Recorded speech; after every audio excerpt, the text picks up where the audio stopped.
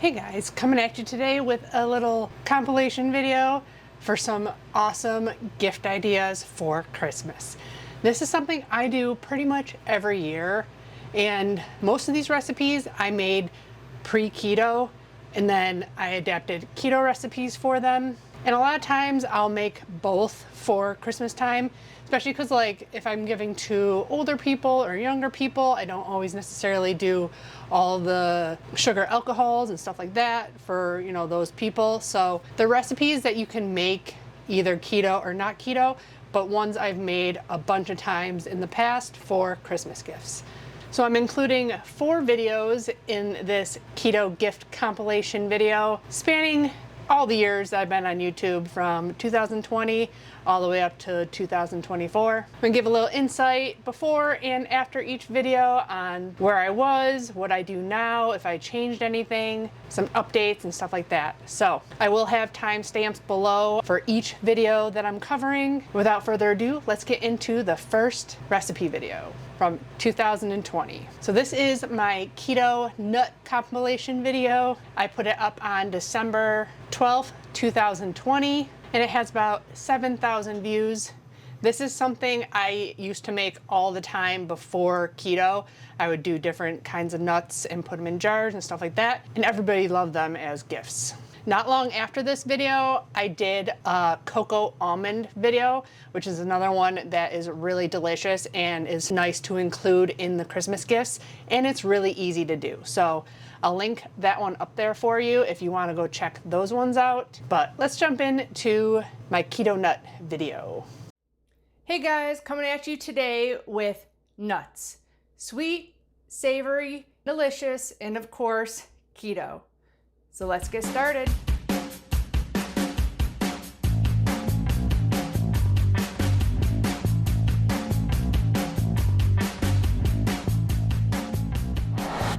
I got 3 recipes / techniques with 3 different kinds of nuts that are keto friendly. The almonds are something I enjoyed before keto. If you ever had the Blue Diamond Thai sweet chili almonds, they are by far my favorite spice nut that you can get at a grocery store. Come to find out, there's not so good ingredients in them. To make my recipe, I literally looked at the ingredients on the back of a Blue Diamond container. There's almonds and then vegetable oil, sugar, salt, onion, garlic, tomato, molasses, maltodextrin, it's basically sugar, yeast extract, which is another name for MSG, and then citric acid, peppers, chili pepper, paprika. I just had to swap out the bad ingredients for good ingredients and mix all this stuff together into a dry rub basically that we're going to be putting on these nuts, and then you just bake them. Down in the description box below, I already figured out my quantities of all the spices that I need, and instead of the molasses, obviously we're going to use brown sugar and then regular sugar for the granular monk fruit sweetener. And then we don't have granulated soy, we're just going to be using some soy sauce.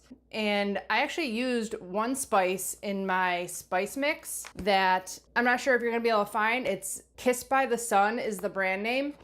It had lemon, paprika, and red and green peppers in it, garlic and onion, which that's half of our ingredients right there. You know, I used that, I grinded it up real good because it had like flakes of onion and stuff in it, and I wanted to have it powdered for this. I'm gonna put that in the description, but if you can find any kind of seasoning that has the seasonings listed that we need for the almonds, you can use that in place of the Kissed by the Sun. The first ingredients on the list were pretty much garlic and onion, so I added more onion and garlic, and then use this. So that is all mixed up in here. Like I said, the recipe's below, and then you're just gonna be mixing this with almonds. And because we don't have the tomato powder, I'm gonna do a little bit of sriracha. And there's also nothing really spicy in this except for the chili powder. So it's not super spicy. Sriracha, or you can find a seasoning that has tomato powder in it, which I have found those. So we're gonna start by preheating our oven to 300 degrees. So all we're gonna do is a ratio here. You're just gonna double it if you wanna make more. And I suggest making big batches because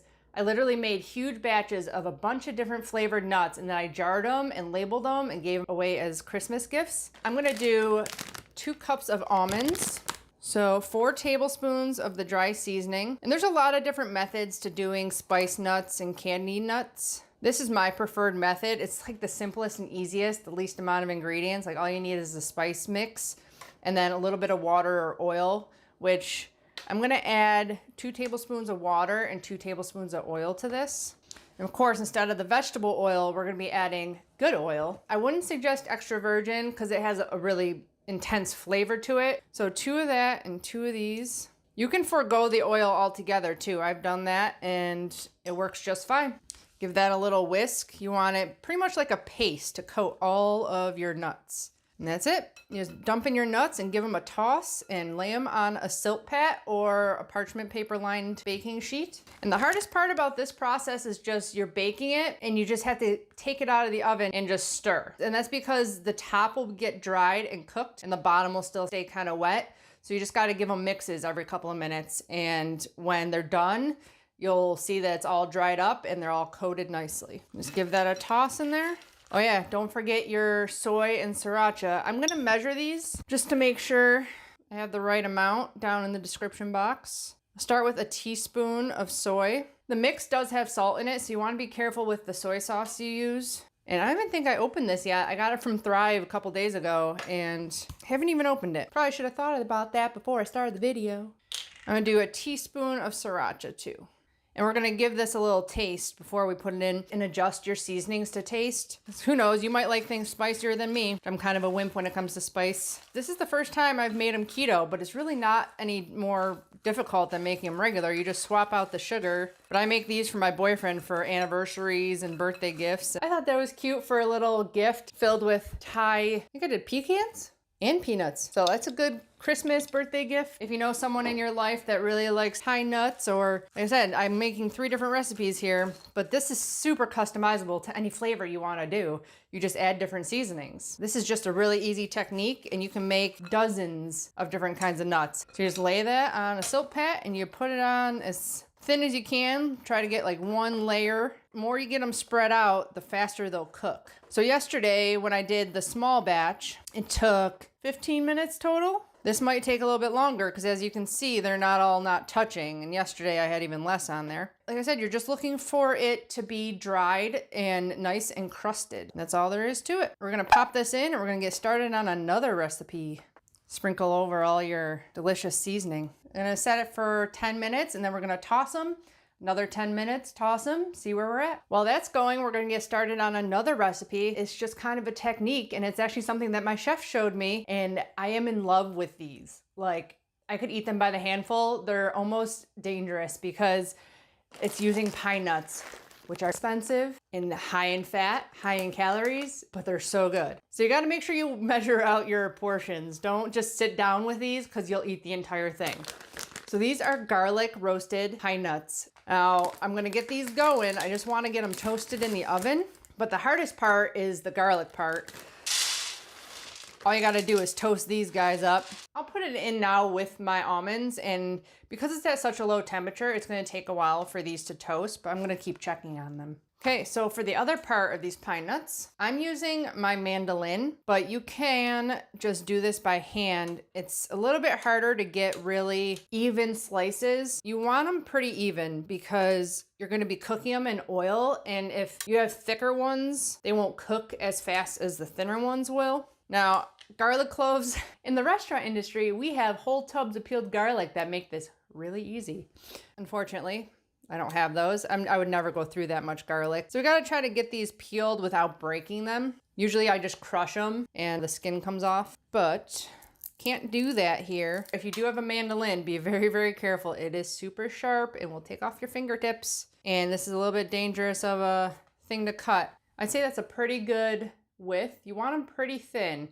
You want them basically to crisp up in the oil and become like a garlic chip to mix into your pine nut. So I'm gonna cut all these up. Careful of your fingers, very careful. I get very dangerously close to my blade, but it's because of practice. I don't suggest doing that. There's 2 cups or 8 ounces of pine nuts. So I'm gonna do like 4 medium-sized cloves, or I have 2 small and 2 big. So that kind of equals 4 medium. This is kind of up to you too. I mean, you can do kind of however much or little garlic you want. Okay, so I got 2 more here, and then we're gonna be going over to the stove for the next part. I find it's easier to peel from the root end. Start at the tip that doesn't have the root on it. So there is all our garlic cloves. We're gonna place this in a little saute pan. You just want enough oil to make sure they're floating. Don't worry, we're not gonna use all that oil in our nuts, but we can save it to season up some pasta, garlic and olive oil, parm, which I've made with the Hearts of Palm pasta, which I love. It's such a good spaghetti substitute. So we're gonna just put this over medium-low and let it simmer away, and I'll show you when to pull it. While we're here, I'm gonna give our nuts a toss. You can see how wet they are still. That was 10 minutes. You just wanna get them all mixed up again. Spread them out real good. Back in for another 10 minutes.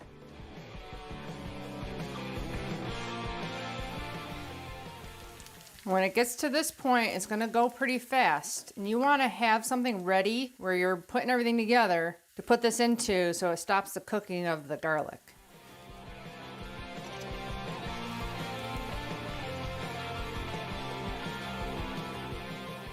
You want to pull them right when they're turning brown, which pretty much all of them are now. I'm going to pull it and put it into a dish. You want them just as they're turning brown. So take them out of the pan. They'll continue to cook and they'll get a nice golden brown. So toasting pine nuts, if you're just making this recipe, do it at 350, 5 minutes, you're done. Because it's at 300, it's going to take longer, but I would suggest doing it at 350. Then the only other ingredients in this, salt and pepper. Okay, so that took about 14 minutes at 300, but you can see they're nice golden. Just add that to your bowl. You're gonna get a big spoon. You want all the garlic and some of the oil.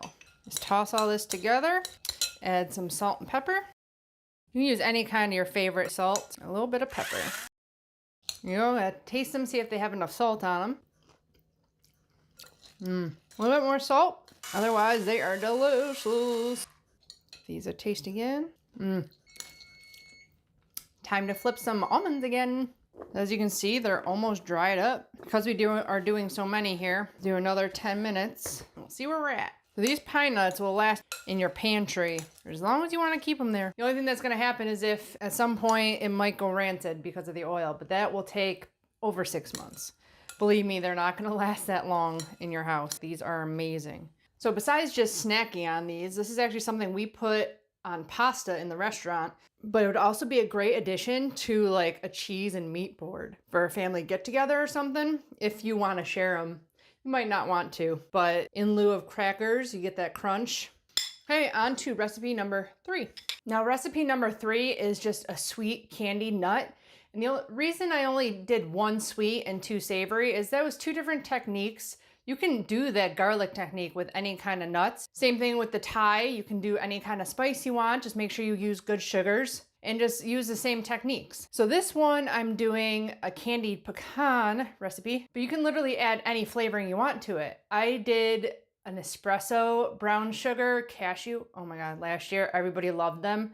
You can do cinnamon, you can do vanilla, anything you can come up with to add to these nuts, you can do it. The basic thing is, it's just sugar and water, and I make like a paste. So we'll do 3 cups of pecans here. So we'll start with a 1/2 cup of the golden monk fruit sweetener, which I've been meaning to buy the other kinds. The one, they look like real, like you can pack it brown sugar. So that might even be better to use, the Sucre Gold. I've been meaning to try that, but I have not yet done so. We'll start with a 1/2 cup of the golden monk fruit. And I'm gonna do 1/4 cup of water. I'm just gonna mix that together. And I'm gonna add some cinnamon to this. So I want some cinnamon pecans. I'll start with a 1/4 teaspoon. Normally I would just sprinkle it in and see where we're at. I want it a little bit thicker than that, so I'm gonna add another 1/4 cup of Picanto monk fruit sweetener. Time to flip our nuts again. Yeah, I'd say they are about done. They're nice and dried out. It tastes like sweet Thai chili. And we gotta let these cool, and they'll get even more hard and crusty on the outside once it dries. Go from trying one thing to another. I'm gonna try this, see if there's enough cinnamon in it. That's pretty good. Dump in our pecans. What do you guys say? I don't know. I go back and forth. Just want to get these all nice and coated in here. We're gonna do the same procedure as the almonds. Whoop. Try to escape. And this will just kind of melt and caramelize in the oven, and you're just gonna want to stir it up. You want to get all that coating on everything. So it's 3/4 cup of brown sugar. Sorry, golden monk fruit sweetener. I just say sugar. I'm a pastry chef. It's sugar, sugar, sugar. 1/4 teaspoon cinnamon, 1/4 cup of water. And that's it. Time to pop in the oven. So I'm gonna do 10 minutes. I'm gonna stir them up. Another 10 minutes, stir them up, see where we're at, and they should get nice and caramelized and crispy on the outside. Okay, they've been in 30 minutes. As you can see, there's still some liquid, but as they cool, I'm gonna keep stirring them, and they're gonna get this coating that's gonna dry on there. You can see my spatula has a bunch of dried sugar. That's what's gonna happen to the nuts, and they're gonna become sugar coated. So like I said, this is just a base recipe. You can, as far as your mind can take you, you can do different kinds of caramelized nuts. They're already starting to firm up. And almost all the liquid is on the nuts and is drying up on there. And once they're cooled, keep them in an airtight container on your shelf and they will last. Not too long because you'll probably be snacking on them a lot. They're good and sugary though. I would say, I'm gonna write down in the description box below, these almonds, I thought it'd be good because there's oil in the Blue Diamond ones, and I actually forgot it when I was testing. So I'm like, oh, add some oil, they'll get, you know, more coated. Not the case. So I did these yesterday and they're super coated with seasoning. It all stuck to them. And all I used was water. So I'm gonna put down in the recipe that you should just use water. Don't even worry about the oil, which that just adds more fat anyways, and nuts are already fatty as it is. The Locanto does have some erythritol in it, so you do get a little bit of cooling effect when you eat these. Stevia blend probably wouldn't have like a cooling effect, but some people don't like the flavor. It's up to you what you want to use. So here are all our nuts done. And I said you can do any kind of flavoring on these nuts. Vanilla brown sugar, maple, butter, or butter rum. The options are endless. To talk about macros on these guys a little bit, the almonds, I'm just following the Blue Diamond carbs. It says 2 grams of net carbs per serving, which is an ounce. Spices do have some carbs, but not very many. And the pine nuts, I looked up, there's 1 gram of carbs in a clove of garlic.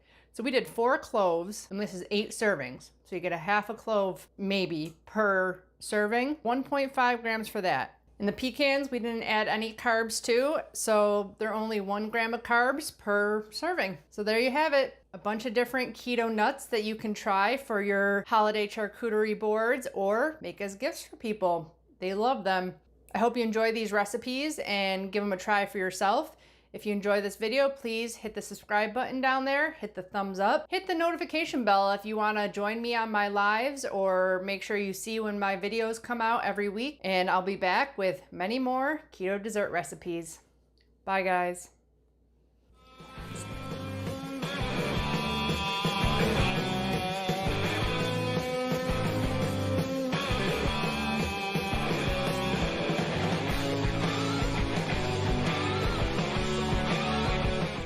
Okay, so that was my keto nut video from 2020.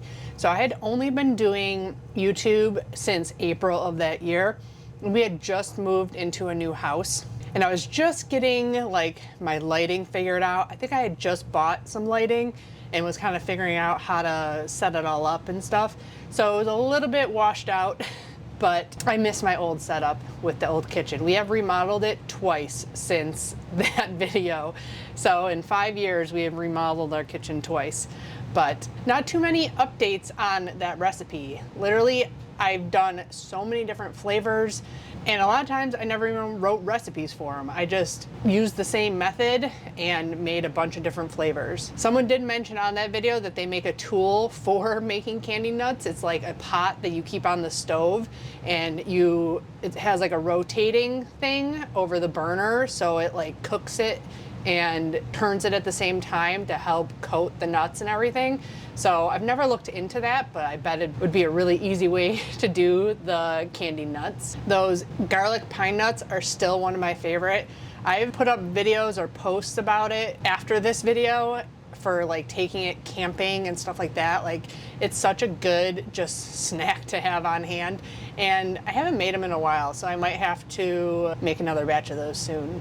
Other than that, I'm going to talk about the sweeteners I used. So again, I always said monk fruit sweetener, but it was mostly erythritol with some monk fruit in it. And I mentioned the Sucrin Gold, which was like a packable brown sugar that was on the market that was kind of popular at the time, but that one is not gluten-free. Along with some other ones I've seen, you got to be careful. Some of them have malt extract in them, so they're not good for people with celiac.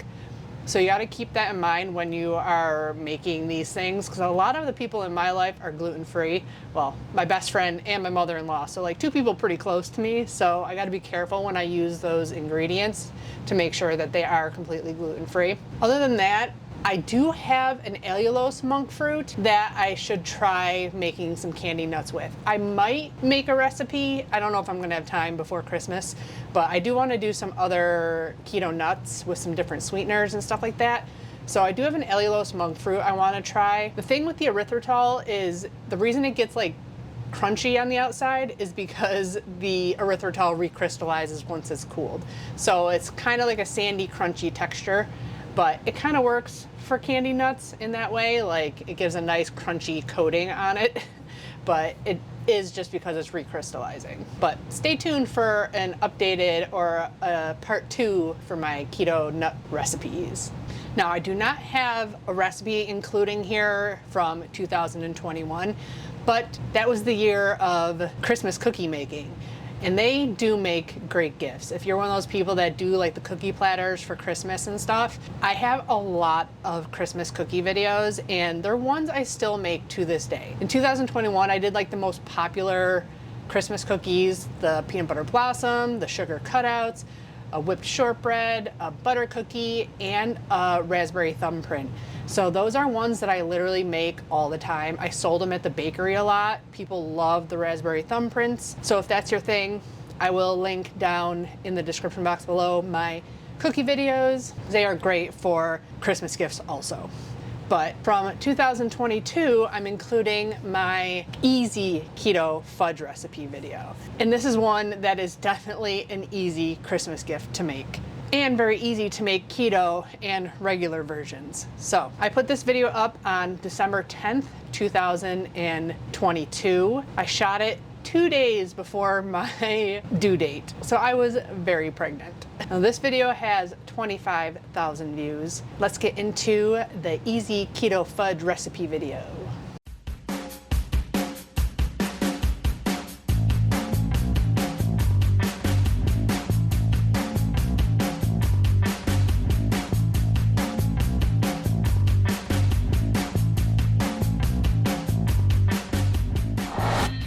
Hey guys, coming at you today with another video from the bakery because I couldn't just leave well enough alone. I wanted to get out one more Christmas holiday video that I've been wanting to do for a while, ever since I figured out keto sweetened condensed milk, and that is fudge. The super easy kind of fudge where you just mix sweetened condensed milk and chocolate chips together. So I did some experimenting last weekend and I made 5 half batches of fudge, and they all turned out pretty well. One needs a little bit of tweaking, which we're going to try today, but the options are so endless. This is something I do every year. I usually make gifts for people. I don't usually buy gifts. So I have made fudge before as a Christmas gift, and now we can make keto fudge for gifts. So let's get started. First, we gotta start out with making a big batch of sweetened condensed milk. So I'm making a double of a big batch. So that's 32 ounces of cream right there. I found this at my local Big Lots store, and I figured out if $3.99 was still cheaper than what I pay on Amazon for my big bulk bag. I think it's 48 cents an ounce instead of 50. So I bought up pretty much all they had. So to a quart of cream, this is the first time using this burner, so I have no idea how fast this is gonna cook or anything. So probably pretty fast though. We need a cup and a half. 3, so that's a cup and a half.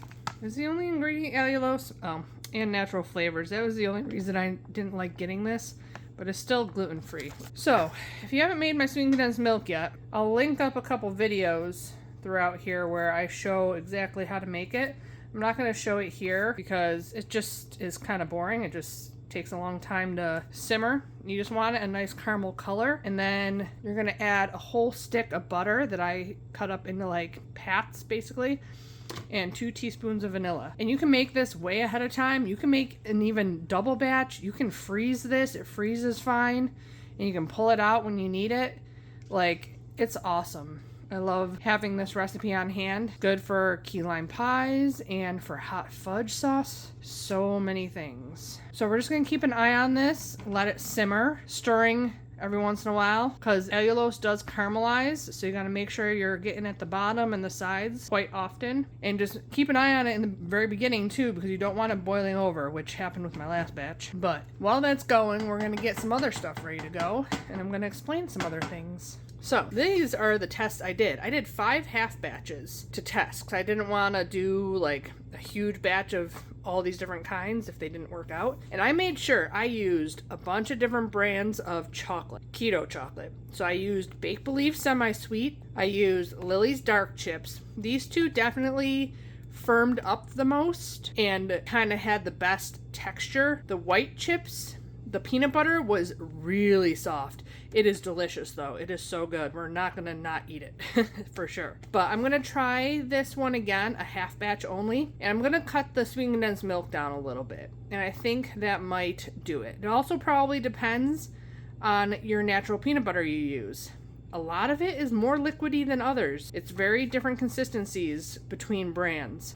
But I'm gonna minus a little bit of the sweet condensed milk. And then I use Lily's white chocolate chips for one, which they turned out fine, except for I put in some old bags of chips and they didn't melt. What happened with this chocolate, it would not melt even at 100 degrees. So I strained it, I weighed how much the strained chocolate that wasn't melting weighed, and added that back in and melted. And this is all done in the microwave too.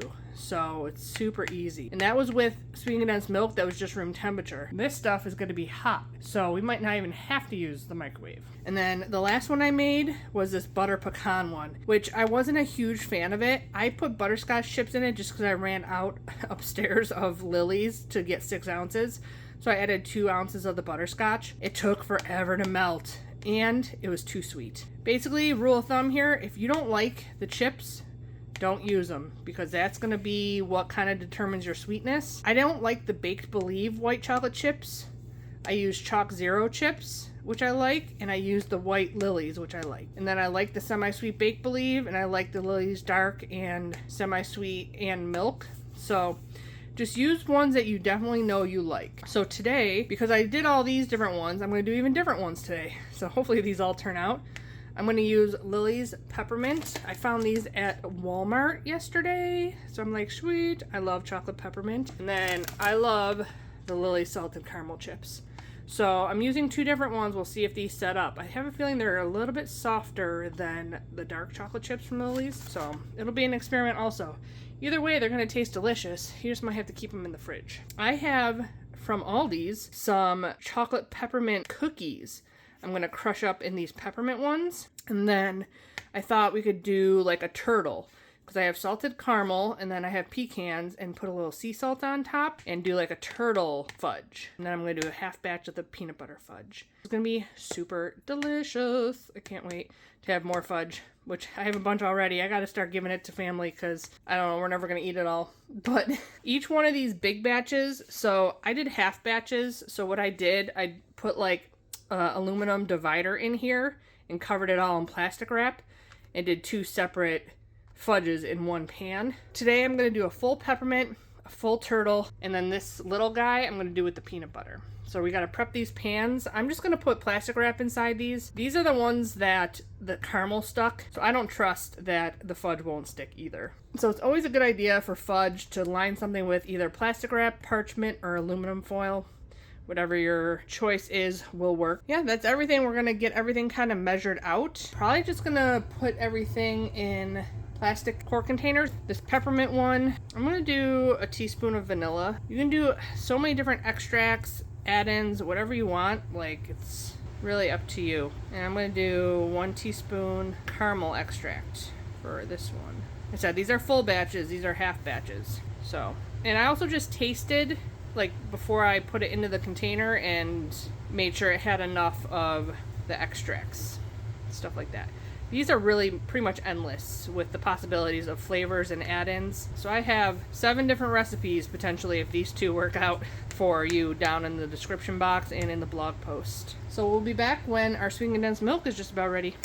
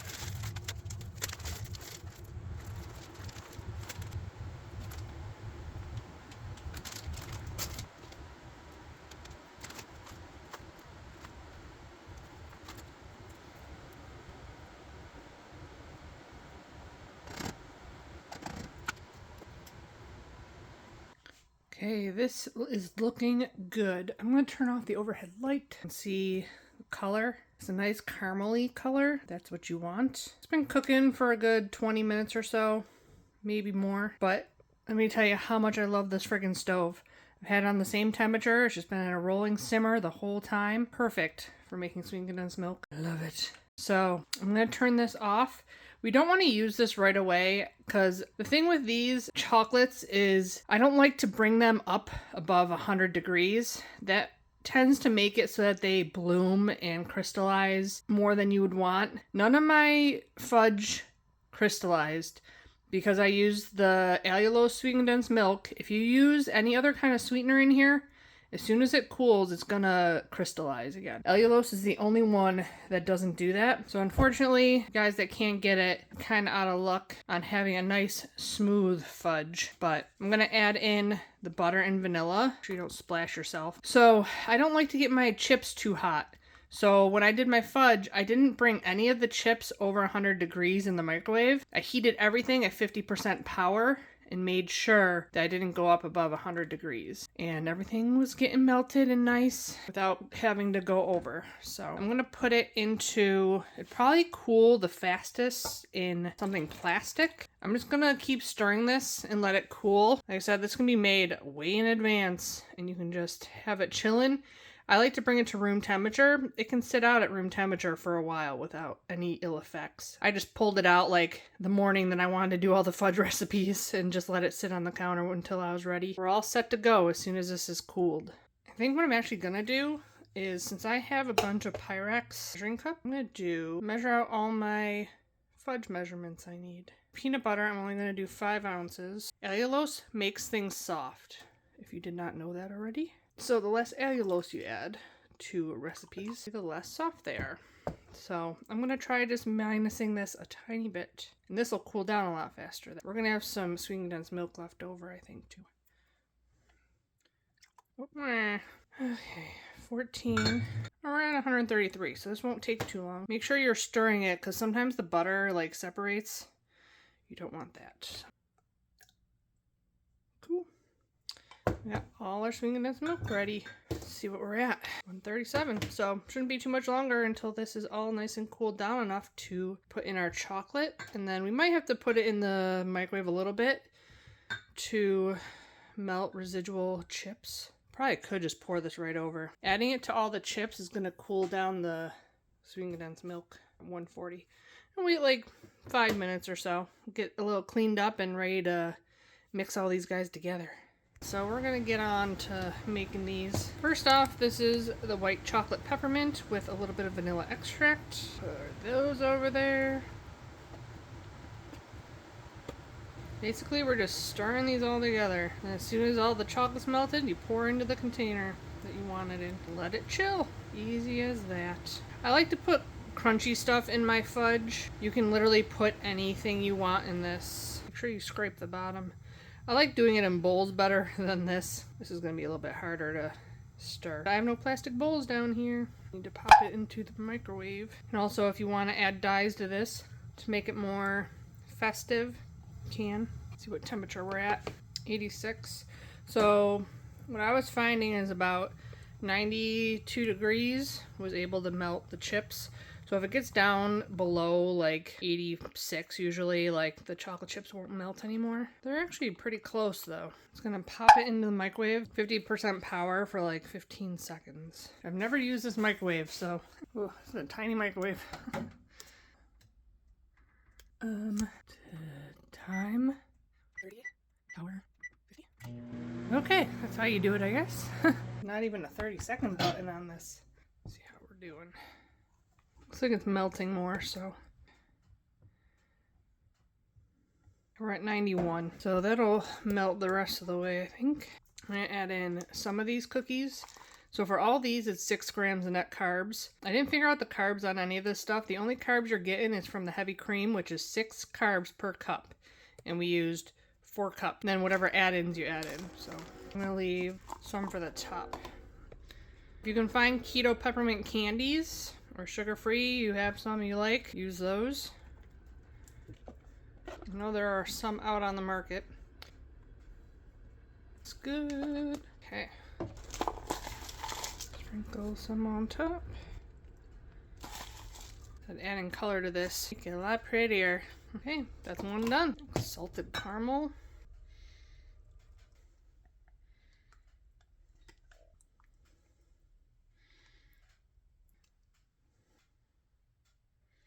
I'm gonna put this in for like 45 seconds at 50% power. While that's going, this guy. I'm definitely gonna have to nuke that guy. 94. Should be enough to melt all the residual chips in there. Super easy. Looks delicious. Should add more light in here. Okay, so that's pretty much all melted. I'm gonna put in all the pecans because I'm gonna sprinkle sea salt on top of this.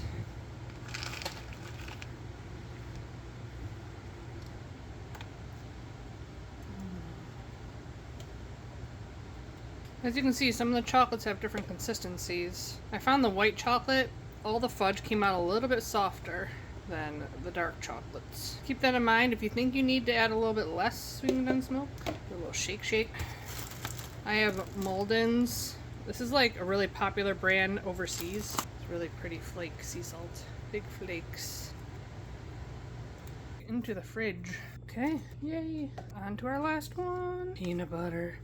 So you can easily add like chopped peanuts to this. I just feeling lazy. Do whatever you want. There is so many possibilities. So I did 45 seconds, but I stopped it because it's only a half batch. We're at 100 just on the surface. Should be enough to melt all the chips. Again, I'm using a different peanut butter too, so it all depends on how much oil you put in probably too. White chocolate definitely is harder to melt than the other chocolates. I'll give this the last 15 seconds I had on the microwave. We're only at 93. But, see, the chips are melting better. Peanut butter was definitely by far my favorite. It would definitely be better with some peanuts or chunks or something in there, but it was so good. Adam was trying all the batters before I made them into fudge too, and he's like, oh my god, so good. I made the butter pecan and the maple walnut for him because those are two things he really likes. Peppermints for me. Yeah, nice and thick. That's what you want.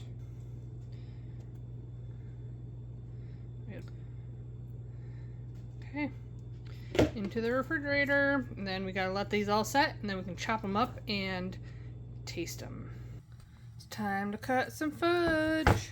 And this is the peanut butter. It seems way more solid than it was before. Yay. I think we're good. Yeah. It is the next day. I organized all my plates because I was going to have a lot of fudge. These are the other ones I did. So that's the peanut butter that's super soft. Chocolate peppermint, butter pecan, the almond joy, and the maple walnut. And if you cut this into 24, it's roughly 1 carb each, net carb. You have to kind of estimate with the cream because you don't end up with 32 ounces of sweetened condensed milk. I ended up with like 37 ounces, but the whole batch of sweetened condensed milk we made was 26 carbs, basically, in my recipe. If that's what you're using, which I doubt you are, but that's what it came out to. I am using a hot knife. It makes it a lot easier. That first cut, when it's hot, it's like, whew. But this is perfect consistency of fudge now. So you might have to tweak some of them if you want. To make a new recipe, I suggest doing a half batch first. That way you kind of know what's going to happen and you can adjust. This is the salted caramel one. I like using silicone just because it is easy just to pop it out. This one I'm going to do into 36, and this one is 1 carb each also. It really all depends on the chocolate you use. The peppermint lilies is 3 grams of net carbs for a half an ounce, so it's super high in carbs. That one is 3 grams of net carbs per 1 square. This is a treat for sure. And you can't really eat a lot of fudge either. It's kind of like one of those things you don't eat a ton of at a time. You eat 1 piece or so. This seems like a really good consistency also. Excited.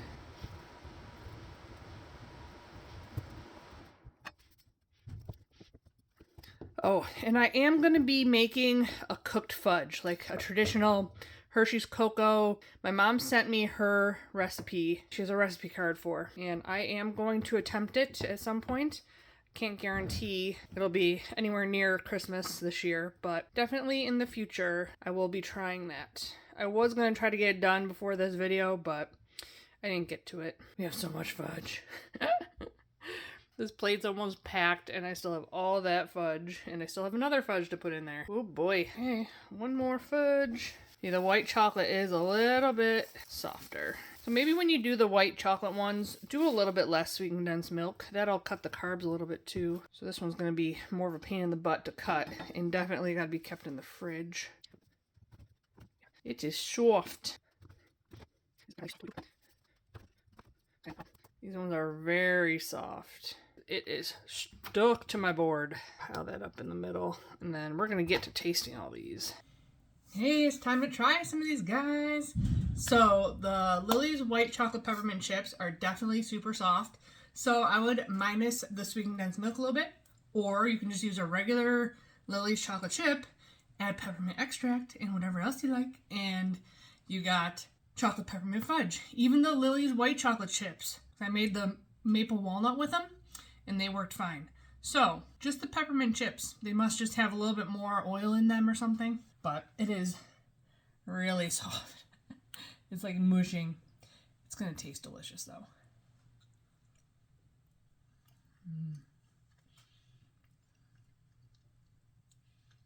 It's really good. But 3 net carbs, you can only eat one of these. It is pretty freaking sweet and really good though. Even though it's messy. No one would be mad if they got that as a gift anyways. Now for the peanut butter, this was made with Chalk Zero white chocolate chips. And the first batch was a little bit soft, but I think it was just because of the peanut butter, because you're adding more liquid than the other recipes. So I don't think it has to do with the chocolate chips. Perfect fudge consistency. Peanut buttery and delicious. I didn't want to cut the peanut butter down because I wanted the peanut butter flavor. I was debating on using a Perfect Keto peanut butter collagen or something for it, which I'm guessing if I experimented with all the different flavors from that, I could get a lot of other flavors of fudge with not a lot of effort. That would probably work with any other butter too. If I used Nutella, like a keto Nutella, or almond butter, or macadamia nut butter, your favorite kind, be delicious. Now, the salted turtle.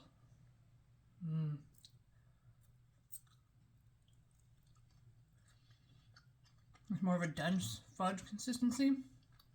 Sea salt on top gives that little hint of saltiness as you're eating it too. It's really good. Yummy.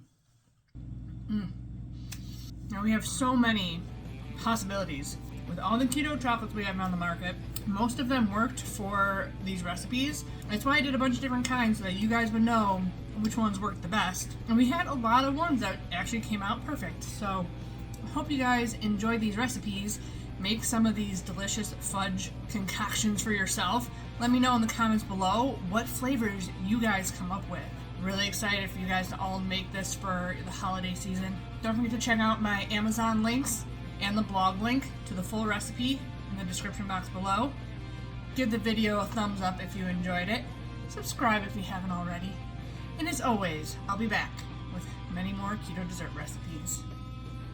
Bye guys.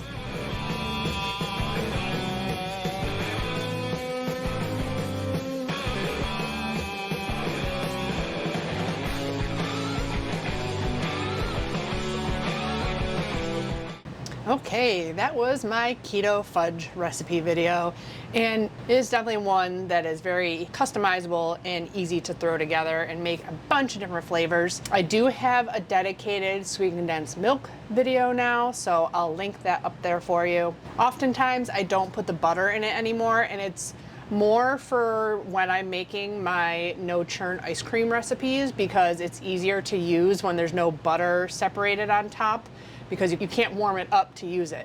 But for things like the fudge recipe, I think the butter probably helps set the fudge a little bit more, so I wouldn't keep it out of the recipe if you're making fudge with it, but you can use it either way. I went crazy with like trying to figure out recipes at the end of my pregnancy because I stopped working at 37 weeks. I had to move everything out of the bakery I was at, the brick and mortar, so I didn't want to be stuck with all my stuff there and go into labor, so I called it at 37 weeks. And I was getting the bakery ready in my home, which is what was in the video. It looks a lot different now, but it wasn't completely finished. I was like in the midst of working on it, and I thought for sure I was gonna go early, and I ended up going to 42 weeks. And the only reason I ended up having when I did was because a blizzard hit, and I had to go to the hospital because I was almost 42 weeks and I didn't want to be stuck at home during a blizzard and go into labor. So I went into the hospital just before 42 weeks and ended up getting induced because you can't just go there to hang out. You have to, something has to be happening. So I had to elect for being induced, even though I didn't want to.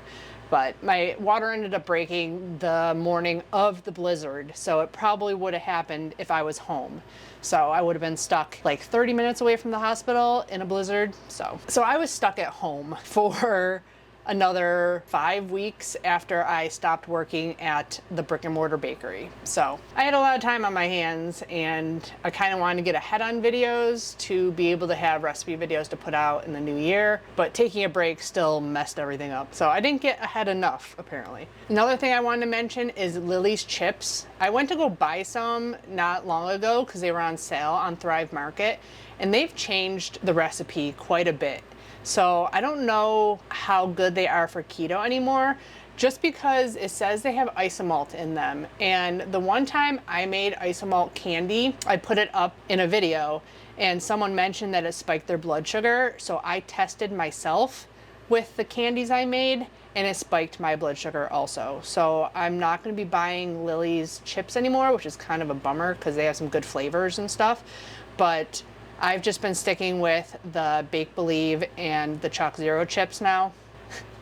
That microwave was my father-in-law's. This bakery used to be his kitchen when he lived, well, he still lives right there, but he built a kitchen for himself in there. And this was his kitchen that we turned into the bakery. So that was his old microwave, and I actually just killed it the other day by microwaving broccoli a bunch in it.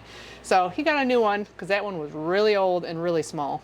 But yeah, I had never used that microwave before. I obviously bought a new one for the bakery. I just hadn't bought one yet when I shot that video. It's funny I mentioned the cooked fudge. I've been meaning to work on it since 2022, and I just started working on it last month, and I did a couple batches and they turned out horrible to the point where I couldn't even use them for anything and I had to throw them away and I got frustrated. So I gave up for now, and I don't think I'm gonna be able to get it before Christmas. So I'm gonna have to table it again for another year and hope that I can figure it out for next year's Christmas videos. I always have so many things I want to do that things get lost in the mix when I have, you know, if I'm really focused on one thing, it really I end up with a one-track mind to get one thing done, and then I end up behind on like things that I need to put out for like holidays and stuff like that, which is why I'm always kind of frantic around the holiday time because there's a million things I want to do and then I don't have the time to do it. It's tough. The last thing I wanted to mention was I said something about Nutella in that video, and I actually have a keto Nutella. So I'll link that video up there. I didn't label it keto Nutella, but I made truffles. So I made a Ferrero Rocher knockoff, and I made my own Nutella in that video, which leads me into the next video on my list for Christmas gifts, which is chocolate. And I've done this several years. I've made like turtles and a bunch of different things, like different kinds of candy for like boxes. And I have tons of candy recipes on my channel, but I have one particular video that didn't get a ton of views, but it has a lot of really good information, especially if you want to make truffles.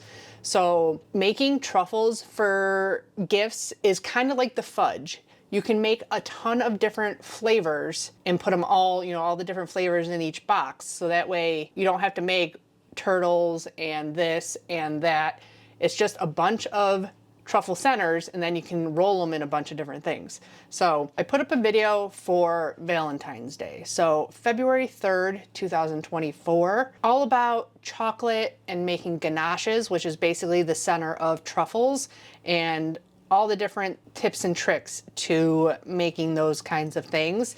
And then you can literally roll them in whatever you want. I didn't put any videos in here from 2023, but that was because, like I said about the one track mind thing, I was on the path to figuring out cinnamon rolls and I just could not stop. And I ended up not putting up a lot of like holiday type videos, but people would love getting cinnamon rolls for Christmas gifts. I know there's people that do like the small pans and they put 2 cinnamon rolls in there and they give those as gifts.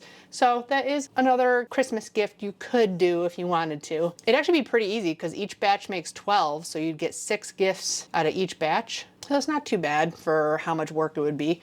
But I put up this truffle chocolate review video on February 3rd, 2024, and it only has 2,300 views, which is kind of the reason I wanted to put it in here, just because it does have a lot of good information in it. But like I said, I have the Ferrero Rocher video, and I also made a cookies and cream truffle video. So I suggest if you want to make truffles, you watch this video first, and then you can make the Ferrero Rochers or the cookies and cream, because the chocolate chips is what really matters in making these ganache centers. So let's get into the keto chocolate review and truffle making video.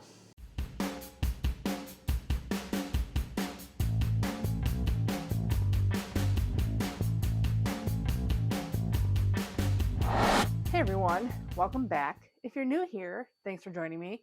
My name's Alycia, and I'm a pastry chef with a sweet tooth. And I'm here to show you how to make the best keto desserts, candy, breads possible.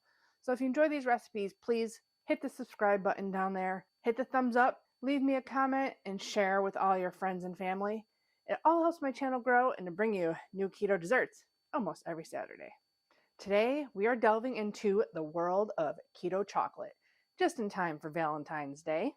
Over the 4 years of testing and working with keto chocolate, I have learned that not all keto chocolates are created equal, and they don't all work the same in recipes. So I have several on my channel already, but back in the day, I pretty much only used Lily's, and I have a couple videos with Baked Believe when they first came out.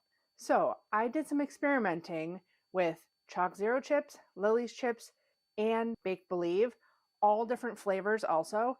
So today we're going to delve into the world of ganache, which is what is the center of truffles. So let's get started. Now you may be asking yourself, what is ganache or how do you make it? A regular ganache is usually made with heavy cream and a bittersweet or a semi-sweet chocolate, usually a high quality. They don't usually suggest using chips, but I do it all the time anyways. There's always a 1-for-1, 1 part heavy cream to 1 part chocolate by weight, not by like cups, because a cup of chocolate chips does not weigh the same as a cup of heavy cream.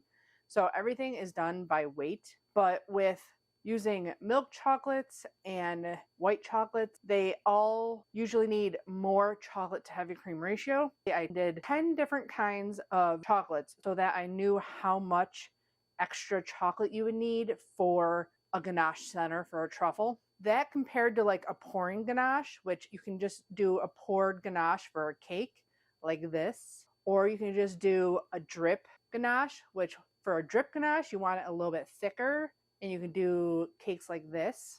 And one of my favorite chocolate cakes is my chocolate ganache cake, which is chocolate cake, whipped ganache frosting, and a coating of chocolate ganache on top, and then piped whipped ganache. So you can also let these set and then whip them with a beater and you make frosting out of them. So there's a lot of different uses for ganache. I also just use it, I make some up real quick and pour it over ice cream for a fast like chocolate sauce, because I've never found a chocolate sauce that I actually like that's keto.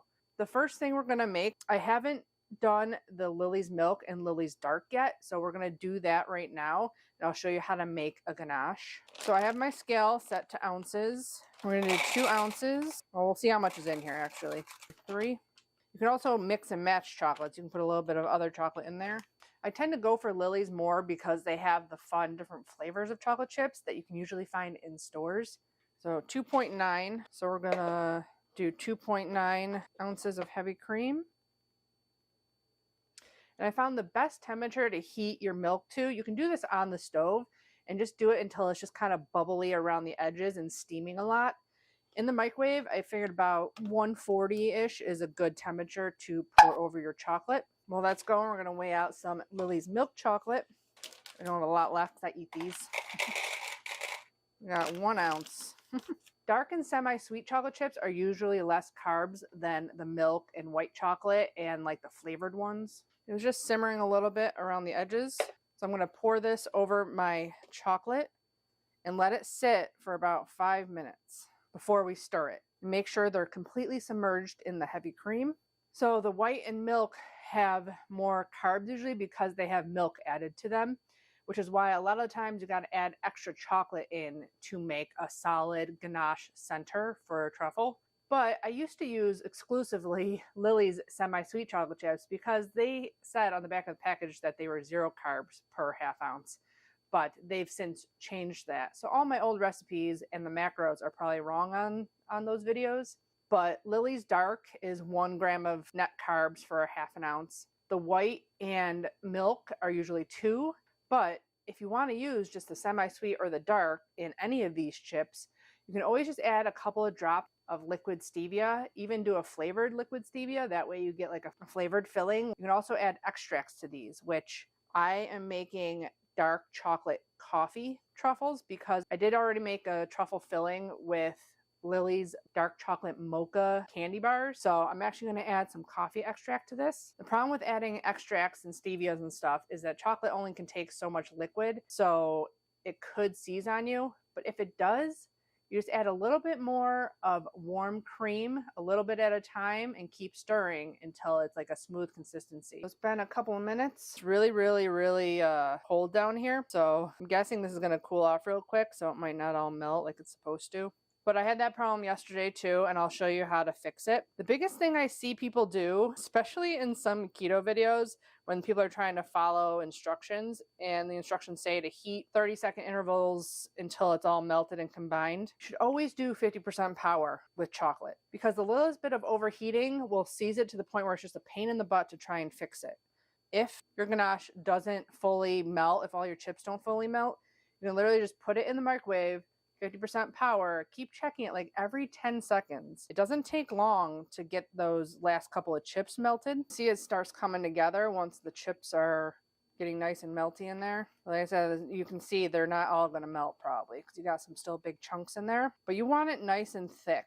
So there are some chips left in there. I'm going to pop it in the microwave for just a couple of seconds. You know, the chips are pretty much melted now. So this would be perfect for the drip technique right now because it's really thick. If you want to do the whole top of the cake in a ganache, you're going to want it a little bit thinner than this. Right now, it is very warm. So when it cools down, it's going to get even thicker. So this is where I would add a little bit of hot, warm cream at a time to get it the consistency you want to be able to do the whole cake. But most dark chocolates are going to be thick like that when you do a 1-for-1 because there's no milk in there. And the main ingredient is just unsweetened cocoa. So once it's like that, you can leave it on the counter to solidify. You can leave ganache out on the counter. We left it out at the first bakery I worked at. We'd keep it in metal bowls, warm it up on a double boiler to pour over a cake, or we would just leave it in the bowl and whip it when we wanted a whipped ganache frosting.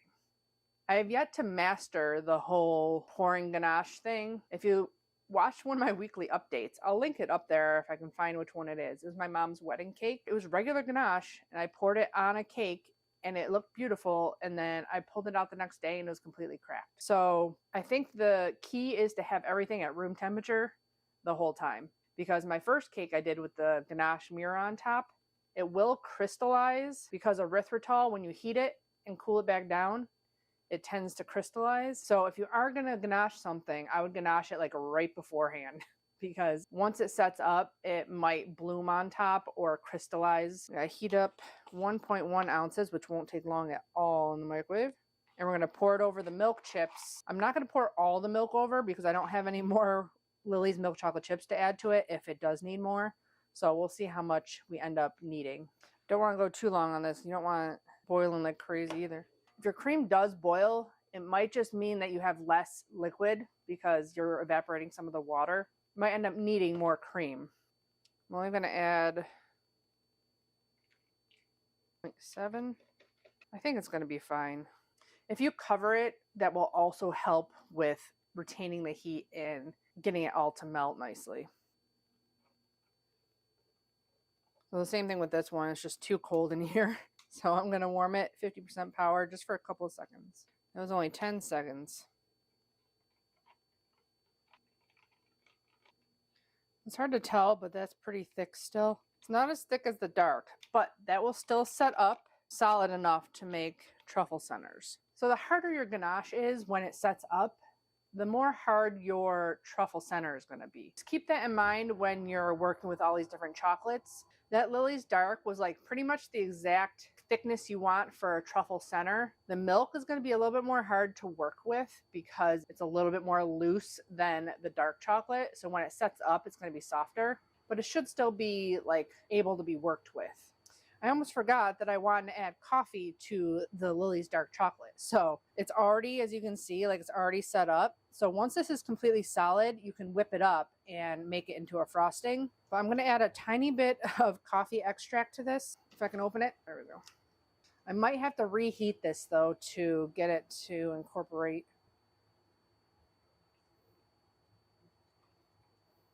Still pretty good. See, that's kind of looking seized though, so I might reheat and check it. And I also want to taste it and make sure it tastes like coffee. So I might need more extract anyways. That wasn't even 10 seconds. Yeah, you can see it's seized up. That's what that looks like. It doesn't really taste like coffee, so I'm going to add in another 1/4 teaspoon. It basically only takes so much liquid, so that looks like it almost smoothed it out, so it might just need a tiny bit more. Because coffee's really bitter, I'm going to add some stevia.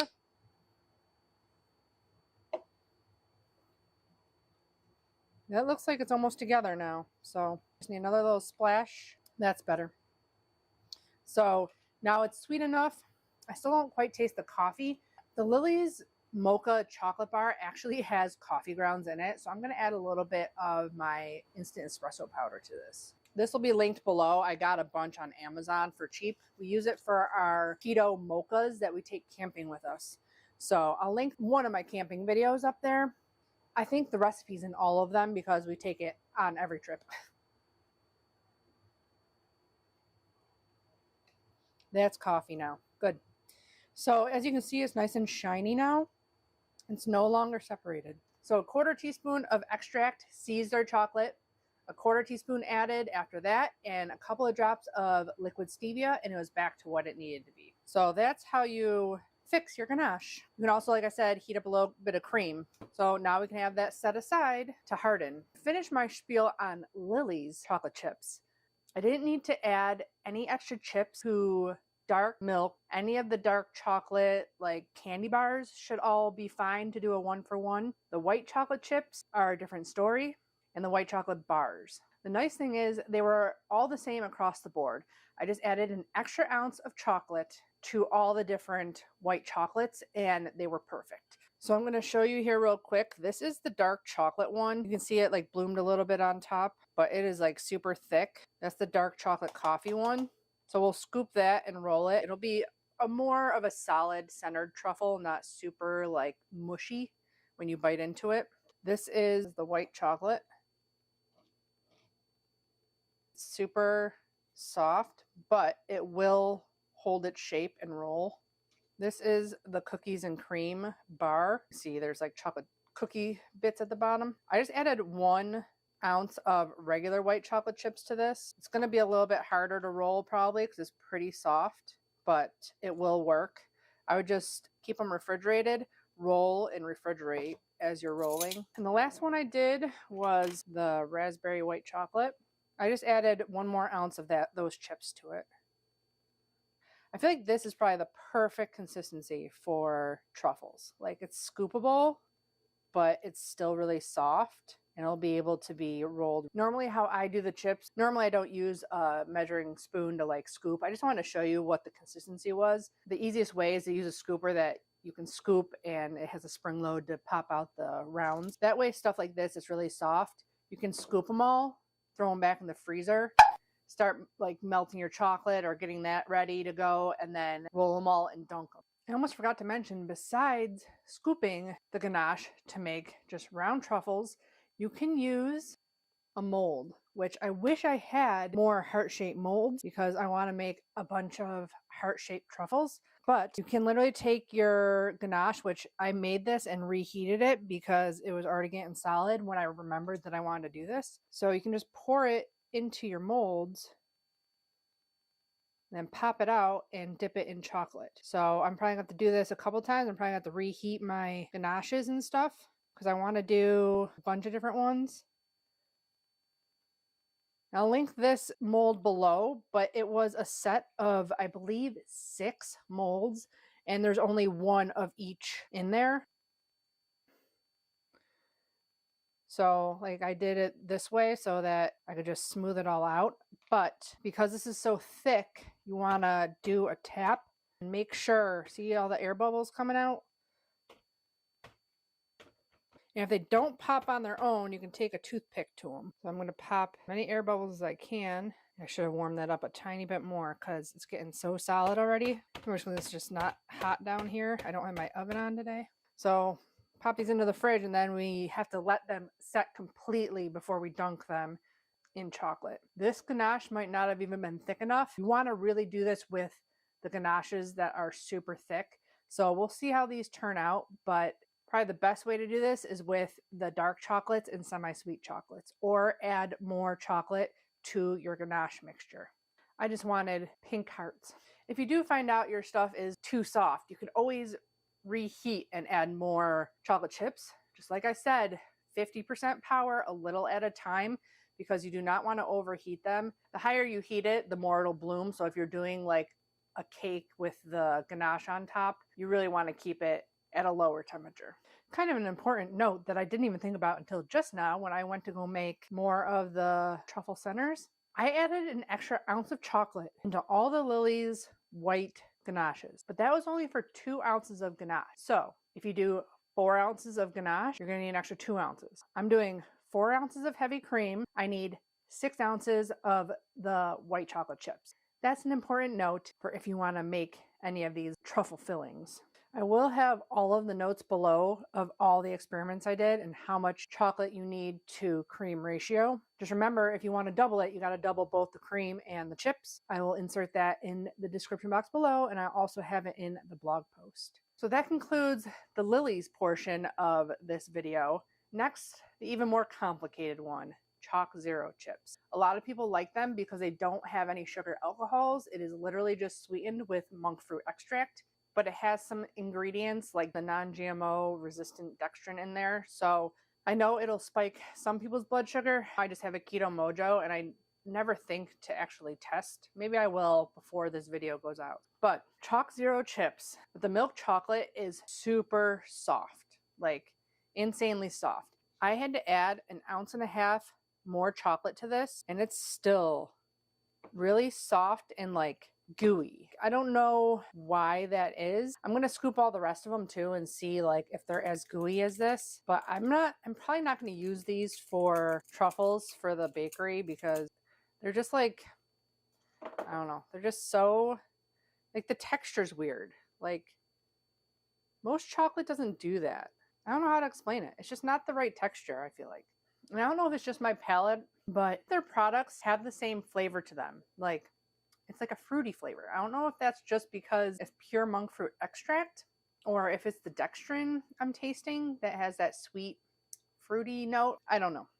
But Chalk Zero chips I mostly use for baking, like in my brownies or in my cookies and stuff like that. So that was the milk chocolate after adding 1.5 ounces extra chocolate. Now, peanut butter I was excited about because it's the only company that has a peanut butter chip. And it has that same flavor though. So I feel like it's not peanut buttery enough. I don't have peanut butter extract, which I should look into. But I don't know. I want to make a peanut butter truffle, but I'm not sure if I'm going to use it as it is because it's kind of an ugly color too. Like I'm not a huge fan of the chips. They don't look very pretty. So I don't know. I ended up adding no extra chips to the peanut butter one. I might end up adding like white chips and maybe like some peanut butter and trying to get like a more peanut butter flavor out of this one. I've never added peanut butter to ganache though, so I will probably try that and add in a comment here what I did exactly, because I do want to make a peanut butter chocolate truffle. But I think I'm just going to end up using like a white chocolate chip and adding peanut butter to it. So I haven't scooped this yet, so we'll see what this looks like. Yeah, I don't know. Well, actually, that might be, see, that's thicker. Yeah, that'll be able to be used for truffle center. This has peanut flour in it. That's why it's thicker than the milk. The milk chocolate, the first ingredient is milk chocolate confection, which is chocolate liquor, cocoa butter, and whole milk powder. So I just think this contains a lot more milk and there's no flour. So that's why it's so thin. I don't know if I want people to bite into their truffle and it look like that. I don't know if it will or not really, but just strange. It must be the dextrin. And I checked the white chocolate this morning and I don't think it's going to be usable at all with the way it is. So I'm probably not going to end up using the Chalk Zero white chocolate to make ganache. I might use it to dip some chocolates. I'm not going to use this because it is completely liquid. And I added an extra 0.5 ounces of white chocolate to this. I thought it was the right consistency, but it is way too thin. I actually like the Chalk Zero white chocolate chips the best out of all of them, probably because the first ingredient is cocoa butter. It doesn't have as much of a fruity taste as the other ones. It tastes more like white chocolate taste. The other two just don't taste like milk chocolate, and I feel like it doesn't really taste like peanut butter that much. I thought I had Chalk Zero dark chocolate chips, but I didn't have any more left. I used them all in my triple chocolate cookies and my cannoli ice cream. And like to order, I think it took 2 or 3 weeks to get my Chalk Zero order. So there was no way I was going to be able to order any in time to test. I'm guessing with the ingredients being there's no milk in the dark chocolate ones, they should be a little bit better to do a ganache with than the other 3 flavors I had. And last but not least, it is the Baked Believe chocolate chips. These are the cheapest ones, and you can find them at Walmart. These tend to be my go-to chips now, unless I want a flavored one from Lily's. The only one I don't love from Lily's that's flavored is their mint. Their peppermint is delicious. I was super excited about the mint, and I do have a video using them, but they tasted like fennel to me. I don't know why, but they did. So those are the only ones I don't like. The thing with the Baked Believe is that there's only milk, dark, and semi-sweet chocolate. I use those for a lot of my main baking. The semi-sweet is 1 carb for ½ ounce. The milk is 2, and the dark is 1. That's another thing. So all these macros for truffles and stuff is going to be depending on what chocolates you use. Besides those, Baked Believe does have melting wafers. So these, since they're called melting wafers, they have palm kernel and palm oil in them, which palm kernel isn't great for you, but they basically are like already tempered for you. So you just have to melt them. They're not as difficult to work with as a normal one of the bags of chocolate chips, but they are high in carbs. So you gotta take that into account when you use these, because like I was like so excited about it, and then I read the back and I'm like, ugh. Well, they're actually not as bad as I thought. So all of these chips go by ½ ounce. This is a whole ounce. So actually, this makes me happy because these are so good. It's 3 grams of carbs, net carbs, for an ounce. So really, it's only 1.5 net carbs for ½ ounce, which is better than the milk chocolate one of these because it's 2 for ½ ounce. And these taste amazing. Like, this is the best tasting keto chocolate I have come across so far. Like, I was snacking on them. Like, they taste so good. They taste like the chocolate wafers you get for like candy decorating. I don't know what it is that's in there. They just taste exactly like chocolate. Now that I know that, I'm going to buy more. I believe they have just chocolate and white chocolate, but oh my god, these are so good. I also, for my peanut butter blossoms, which I have that recipe, I'll link up there, I put 2 of these in the center of my cookie, and they looked so good. They didn't technically look like a Hershey Kiss, but they were a lot closer than using just my chips. So that's another thing to use these for. They're so good though. I'm excited now. They're at Walmart also. That makes me happy. If you couldn't tell, I'm a chocoholic and I love chocolate. So onto the ganache centers using the Baked Believe chips. I didn't add any extra chocolate to any of these. So we'll see how thick they are. Make sure all your stuff doesn't have water on it if you're going and like washing in between scooping things. So we'll start actually with the dark. So this one bloomed a lot, as you can see, but this one is really thick. So when you go to make this, you gotta like pack it down. So even though it's really thick, you can like kind of pack it, kind of melt it together and roll it into a ball. But ideally you want it a little bit less thick than that, because when you bite into this, it's not going to be as melty as if you were to bite into a softer one. It works. Okay, now the semi-sweet, which you see also kind of bloomed. This one's much softer. So when I go to make truffles, I usually did like to use the semi-sweet, especially because it's not too sweet and you can kind of dial in the sweetness you like. And like I said, they're less carbs than the milk. So my go-to for truffles was usually semi-sweet, and I would flavor it however I want. But that's like the perfect consistency because it's not too hard, not too soft.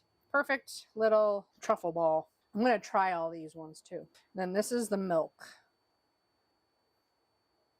which it is good consistency also. That's going to be more melt in your mouth because it's a lot softer, but makes a really good truffle center.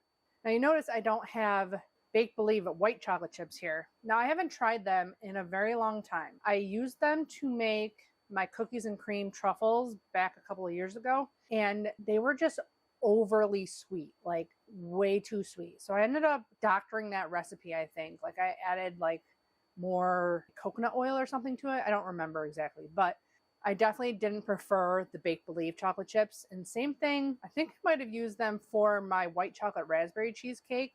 And like they were way too sweet because they were the first keto chocolate chips available in stores. I feel like Lily's wasn't in stores until Baked Believe was already there, and then Lily's started showing up more and more. So I never buy Baked Believe white chocolate chips. They may have changed since. Like I said, these companies change the back of packages, they change their recipes all the time. So it could be different now. I just don't buy them because I know that one time I didn't like them. So we're gonna try, this one was the dark chocolate. It still melts in your mouth, but you also don't have to dip these in chocolate. Like this is a truffle. You can just roll it in cocoa powder or in sprinkles or nuts. And I don't prefer this one because my sweet tooth is a little bit more than dark chocolate. Like my favorite is milk chocolate. So if it was for me, I would add liquid stevia to this. But because I'm making a dark chocolate truffle, I'm not going to add anything to it because people who like dark chocolate want dark chocolate. It is a good dark chocolate truffle. And this is the milk chocolate. These taste a lot like regular chocolate also. That one's a little bit grainy. I'm wondering if I heated it too much. If you heat it too much, the erythritol is going to crystallize in there. So I may have overheated that one a little bit. And this is the white chocolate, which is super soft.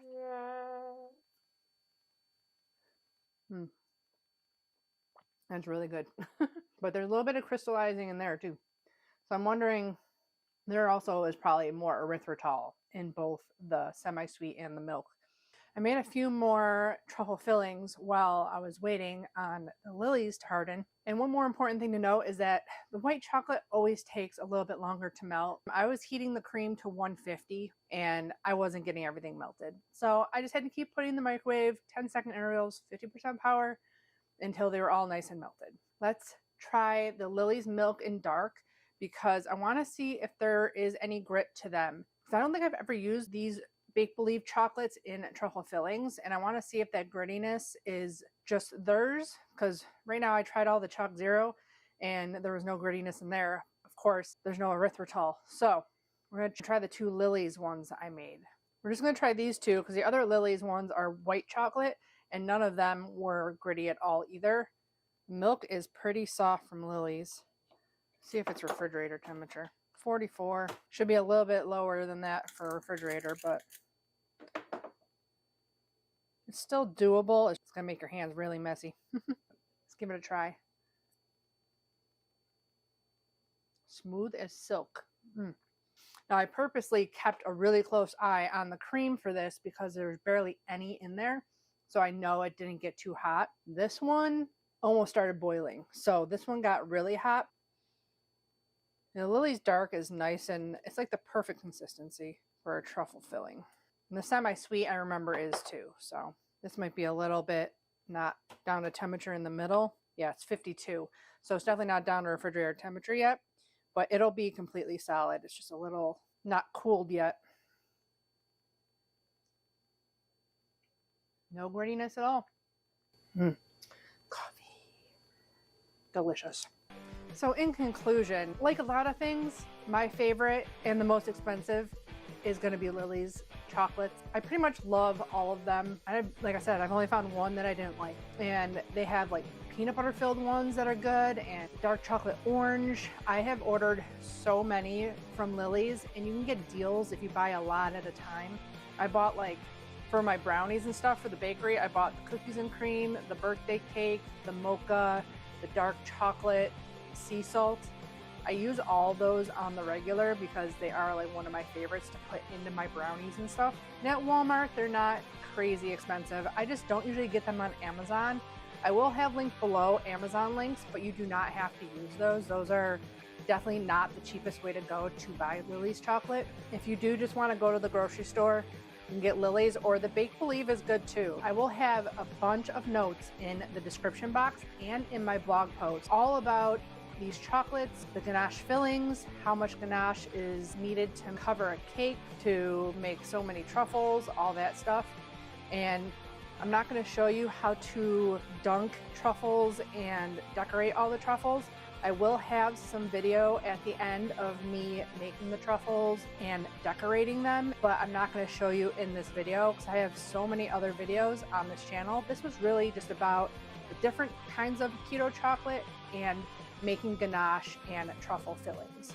Linked below will be like all the different things I use to decorate my truffles. I have a sprinkle video I will link at the end of this video. But I hope you guys found all this information helpful and gives you the confidence to make your sweetie some keto chocolate truffles for Valentine's Day. If you enjoy this kind of video, please let me know in the comments below. Give the video a thumbs up. Thank you for subscribing and sharing with all your friends. And as always, I'll be back with more keto dessert videos.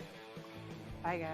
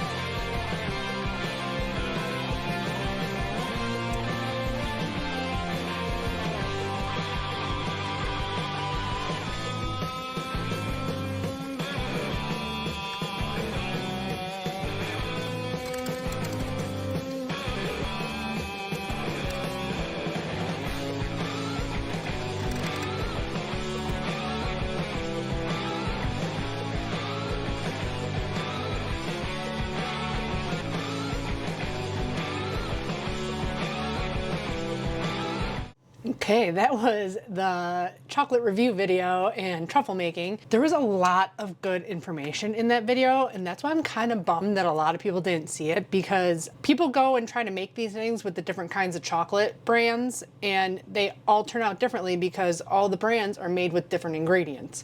So that's why I made this video, because making the same recipe with different chips makes them turn out differently. So there aren't a ton of notes on this video because I said pretty much everything. I started writing stuff down and I would say it later in the video because I literally gave all the tips and tricks on the chocolate and ganache and pouring and truffles and all that stuff. But like I said, I don't buy Lily's anymore. Like I said, they changed the ingredients on them, which I'm kind of bummed about because they were the best chip. But also, they no longer sell them on their website. Like I went to go buy some at one point and it just directed me right to Amazon. So I haven't even bought any, like I said in the video, I bought a ton of bars when I first opened my brick and mortar bakery to use in my brownies. Since then, I've tried to order again and like I just get redirected to Amazon and there's not really any deals and stuff like that. I think they're trying to branch out more into the grocery store thing because Walmart has a ton of Lily's now, like 4 or 5 different flavors of the bags. They have the bars of white chocolate and dark chocolate. They have all the different candies and everything that Lily's makes. So I think they're kind of steering away from the shipping aspect of things. But again, they changed their ingredients, so I don't really buy them anymore either. Except for I do love the Lily's peanut butter chips.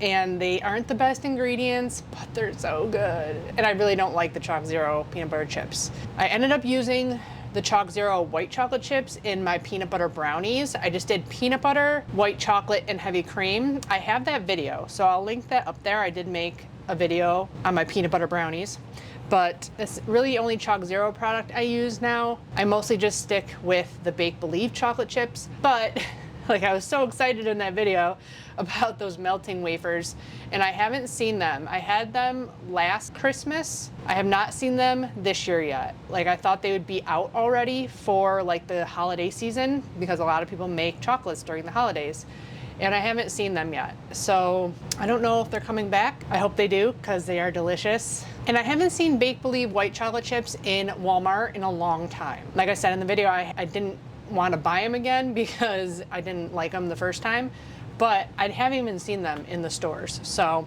I'm not sure if they're reformulating that or if they're just not doing the white chocolate anymore. Same thing with the melts. I don't know. Oh, the only other thing I wanted to say is Chalk Zero does ship quite fast now. There was one shipment that kind of got lost and like took an extra like 5 days to get to me, but things have been getting to me within like a week. I usually wait for them to have a sale and I buy like their chocolate bars and stuff just as snacks. But the only thing I buy for the bakery from them is the white chocolate chips. Other than that, I do have a tempering video now. I must have put it up like right after this. Or maybe I did have it before this actually, because I thought I did it around the time I did my mom's wedding cake, but I'm not sure. If I can, I'll link it up there. If not, it'll be down in the description box below. That was a really cool video. I enjoyed watching it, even though it was kind of shot in a bad way. I was still definitely not feeling myself.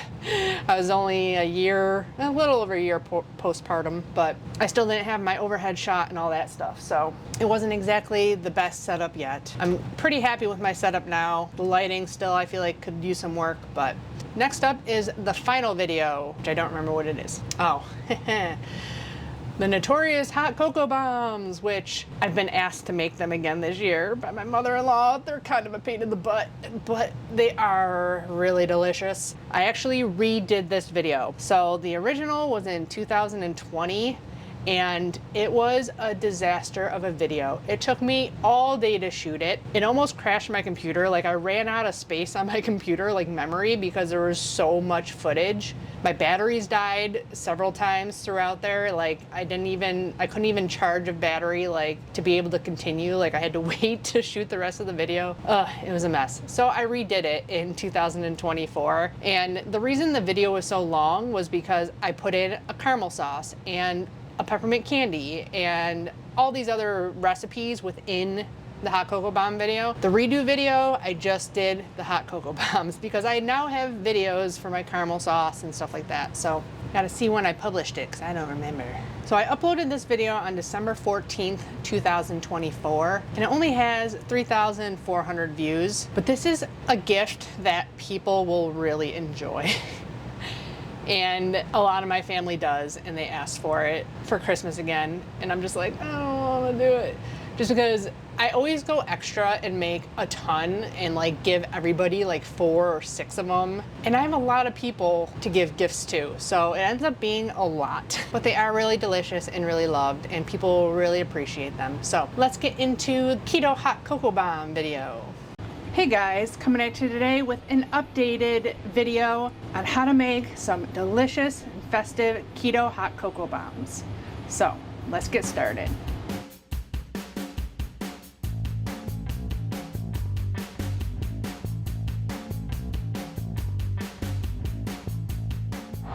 Hey everyone, welcome back. If you're new here, thanks for joining me. My name's Alycia and I'm a pastry chef, and I've been a chef most of my life and now a mom to a toddler. And I'm here to show you all the tips and tricks on how to make the best keto, low carb, desserts, pastries possible, plus just some healthy meals, snacks, toddler friendly meals. So if you enjoy that type of content, please hit the subscribe button down there, give my videos a thumbs up, and leave me a bunch of comments and share with all your friends and family. It all helps my channel grow and to bring you new videos every Saturday.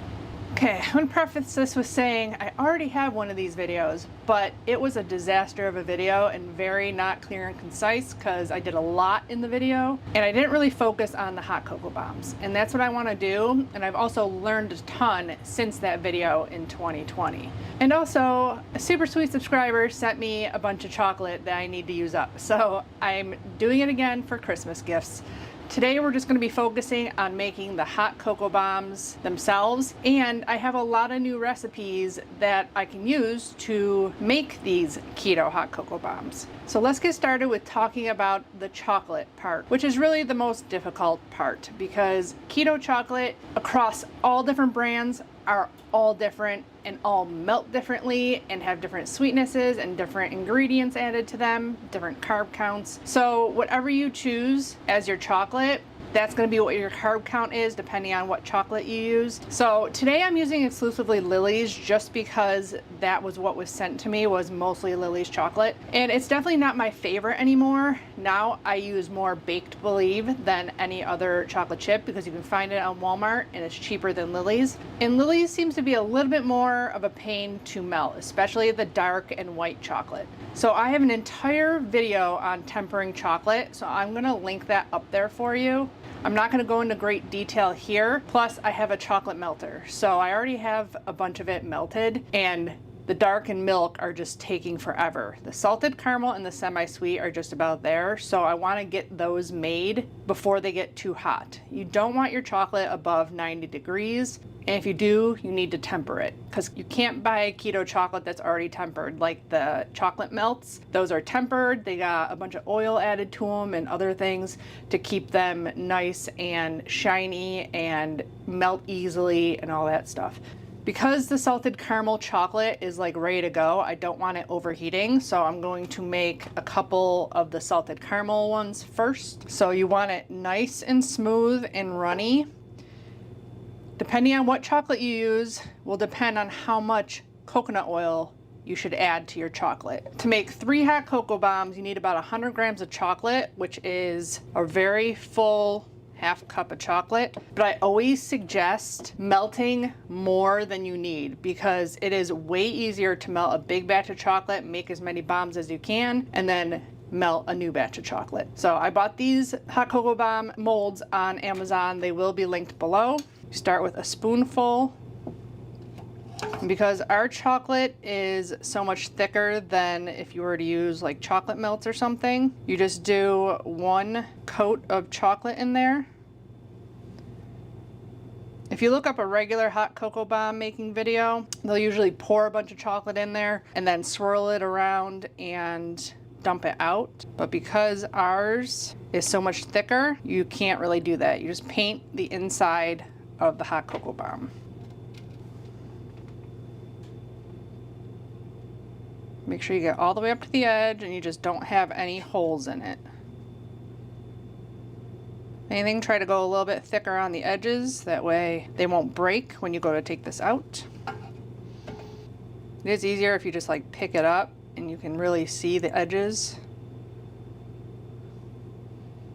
Just know that you can keep adding coconut oil until it's easy to work with. You definitely want to start with at least a half a teaspoon in 100 grams of chocolate. My chocolate is already getting stiff in my container there, so I should probably put it back in the warm water. Another thing is our chocolate hardens very fast. I might need to start on the next one. It's also only 66 degrees in here. That's why I have a long sleeve shirt on, because I am freezing. It is already solid at the bottom. I'm actually not baking anything in the bakery for once, so it's actually cold in here. So the 4 flavors I'm doing today is the salted caramel, which I have a caramel sauce video, so I'll link that up there also. I have a little bit of a whiskey caramel left from testing I did for a video back in March, and it's still good because as long as you don't introduce any foreign objects to the caramel, it'll stay good in your fridge for a really long time. So I'm gonna put some caramel sauce in the salted caramel ones. And then I'm gonna do a dark chocolate peppermint, a white chocolate mocha, and just a plain traditional hot cocoa. So while we're waiting for more chocolate to melt, we can make our hot cocoa mix. Now I am going to be making a bunch of these for gifts again, against my better judgment, but last time I did like 4 or 5 per person and it just took me forever. I made like over 200 and some hot cocoa bombs. This year I'm only going to do like 2 and then maybe give some cookies or something. I am going to make a big batch of hot cocoa mix, but obviously you can make however much you want. In my original video I did 1 cup of cocoa, 1 cup of powdered monk fruit erythritol blend, and then 1 cup of heavy cream powder. The heavy cream powder is to help give creaminess to our hot cocoa, since we're going to be using like a low carb milk, or you can use water if you want, but that definitely helps. When you get like the Swiss Miss hot cocoa packets, they usually have like some kind of powdered milk in them. So a cup of cocoa is 96 grams. Oop. Definitely sift because cocoa tends to be pretty clumpy along with our keto sweeteners. And I should have used a bigger sifter. There we go, 96. 1 cup of at least my powdered monk fruit erythritol blend is 120 grams. In the original video I had Lakanto. I now buy So Nourished because it is much cheaper, but it is insanely cloudy. Everything I use will be linked down in the Amazon links below, but I usually put in there if I can find it somewhere cheaper. A lot of times Amazon is the cheapest, but there's a few things that Amazon may not be cheaper on. One of them being the Bake Believe chips for sure. To that we're gonna add the heavy cream powder. You can probably use any kind of like powder vat that would, you know, give it some creaminess. If you want to make like fathead, what is it called? Bulletproof. Bulletproof hot cocoa bombs. Use some butter powder in there. Oh, there's a 1 cup measuring cup in here. Let's see how much it weighs. About 90 grams. We're just gonna give that a whisk together, and that's our hot cocoa mix that is gonna go in all our hot cocoa bombs. Make sure it's really nice and mixed, otherwise you're not gonna have equal ratios in your bombs. Finish up with this one.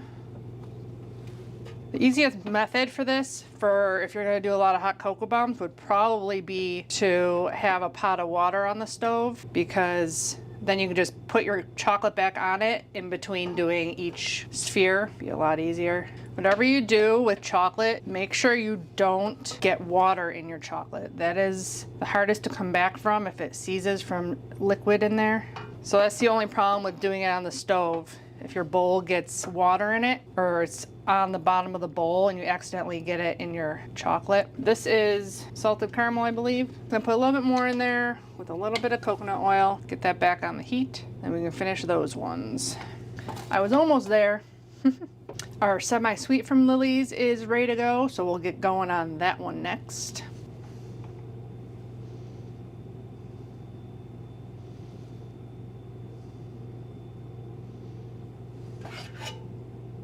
It's definitely easier to use a little bit smaller spoon for this. I only have big spoons in the bakery, so I put a rag underneath my container to hopefully keep it from hardening so fast, because the metal underneath my cutting board is real cold. Okay, so the semi-sweet is all set. You want it a little bit thick at the edge just to make sure that you get a good seal on your hot cocoa bomb. If you go back and see any little spots, you can always fill it in with whatever melted chocolate you have because the inside is not going to be seen by anybody. Okay, semi-sweet are done. The dark chocolate's almost there. The white from Lily's isn't melting at all. So I think I'm definitely going to add more coconut oil. So depending on how your chocolate works is dependent on how much coconut oil you need to add to get it to melt. So I'm going to add another half a teaspoon of coconut oil. Right now I'm set at over 90 degrees on my melter and they're basically not melting. The coconut oil just gives like a nice warm liquid around all the chips to help them get melted faster and better and easier to work with. Now let's talk about some add-ins for the dark chocolate ones. Because dark chocolate is less sweet than other chocolates, I'm going to add in some peppermint chips. Now in my old video, I made peppermint candies with isomalt, which is considered a sugar alcohol, but a subscriber said that it spikes their blood sugar along with their husband's. So I was interested also, so I checked my blood sugar after having some and it spiked mine as well. So unfortunately, I still have not figured out a peppermint candy that we can do keto that doesn't get crystally. There are some on the market that use xylitol, but they're like crunchy candies, not like super smooth suckers.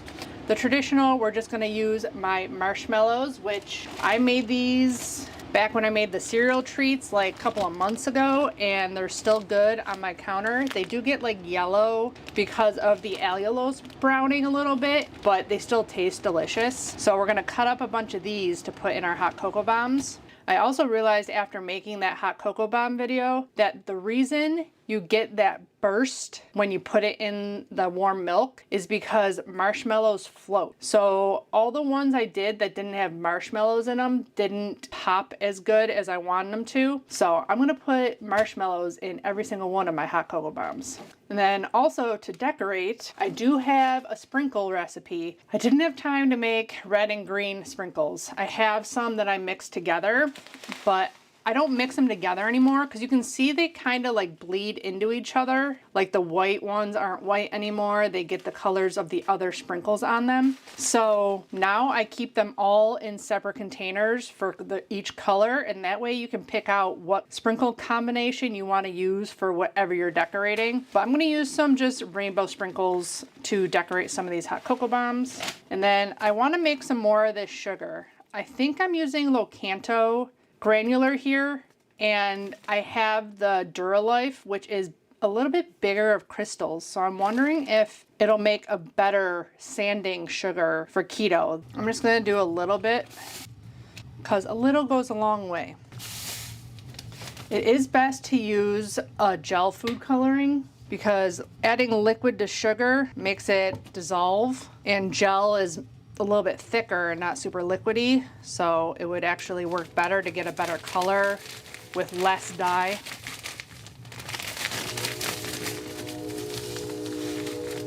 You don't want it wet. There we go. It's a better red too. It is a little wet though, so it might not last super long. I think this did work a lot better. Like you can see the granules in this are a little bit bigger than this. So I think it worked better as like a sanding sugar. So now we got red and green sprinkles. Nice. Let's finish our salted caramel one. The salted caramel is easy to melt. I do like to keep taking temperatures too. I don't want it above 90 degrees. That's when you start getting that film, that white film on your chocolate, if you don't temper it. Okay, now that we have them all, make sure we don't have any spots. Make sure all your edges are good.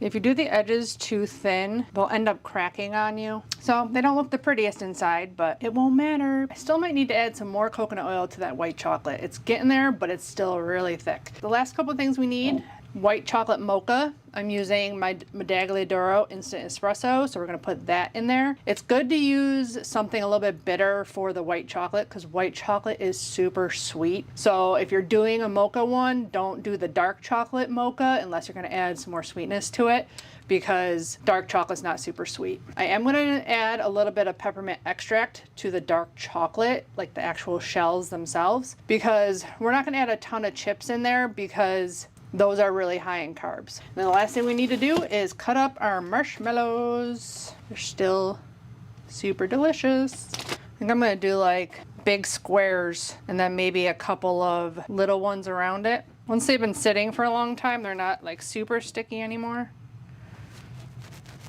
So you can't fit a ton in these once you the mix and everything in there. We have to make another batch of marshmallows to make everybody's Christmas gifts. Okay, ready to go. And the last thing is what you're gonna put these in. I like to use cupcake liners to put the bombs in. And then I actually bought a couple of different kinds of boxes this year that are specific for holding like mini cupcakes and stuff like that. So I got these little 2 individual boxes. I did buy single ones too, and I'm debating on putting them in all of my shipments the week before Christmas as a special gift, but I haven't decided yet. My bubble wrap is ordered, but I don't know when it's going to get here because I'm afraid they're going to break in shipment if I don't bubble wrap them. They sell these stickers now on Amazon. It tells you place cocoa bomb in a mug, heat 8 ounces of milk, pour hot milk over the bomb. So I'll put those stickers on there too. But that's what we got set. I'm color coding these ones in the cupcake.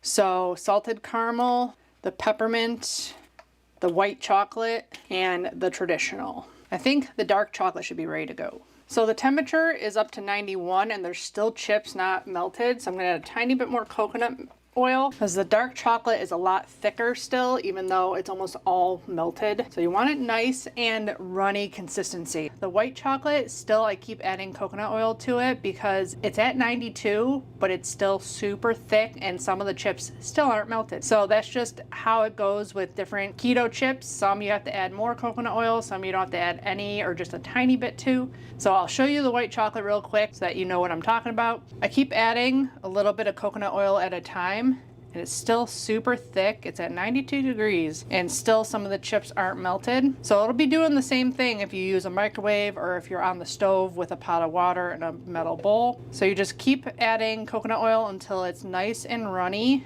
All the chips are melted and you're down to under 90 degrees. Dark chocolate, I am gonna try to add some peppermint extract to, just a couple of drops. That might seize the chocolate. If it does, you just might have to add a little bit of coconut oil to it. I think we're good.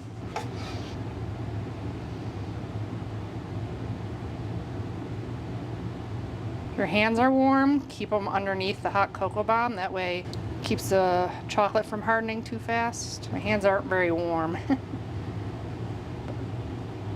How are we gonna make it?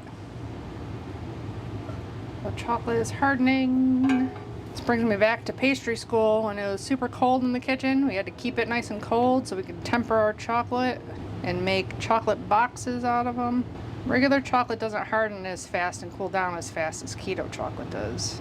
I did put some semi-sweet on to melt just to do some decorating, and then I'll probably melt some white chocolate in the microwave to decorate some of the other ones. Okay, the white chocolate's starting to look good. I think I'm gonna add a little bit of espresso powder into the white chocolate and see how that works. Never done it before, but I thought it looked cool if I did that, so we'll see.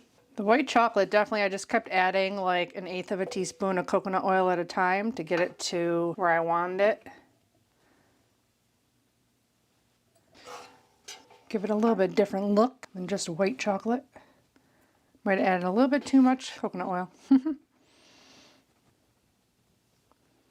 That means it's gonna take longer to set though, so that's good. We might have to go back and do like another little sweep on it.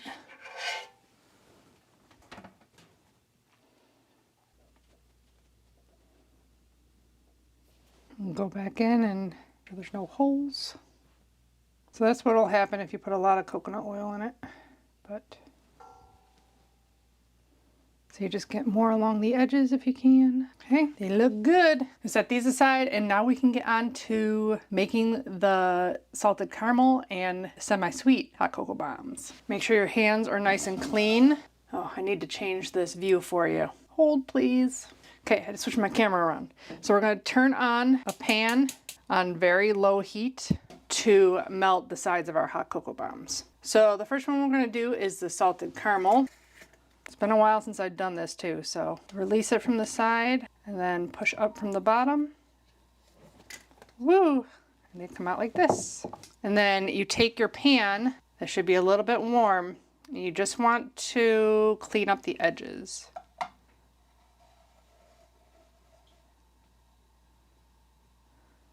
That's it. Just released. I'm going to turn this off.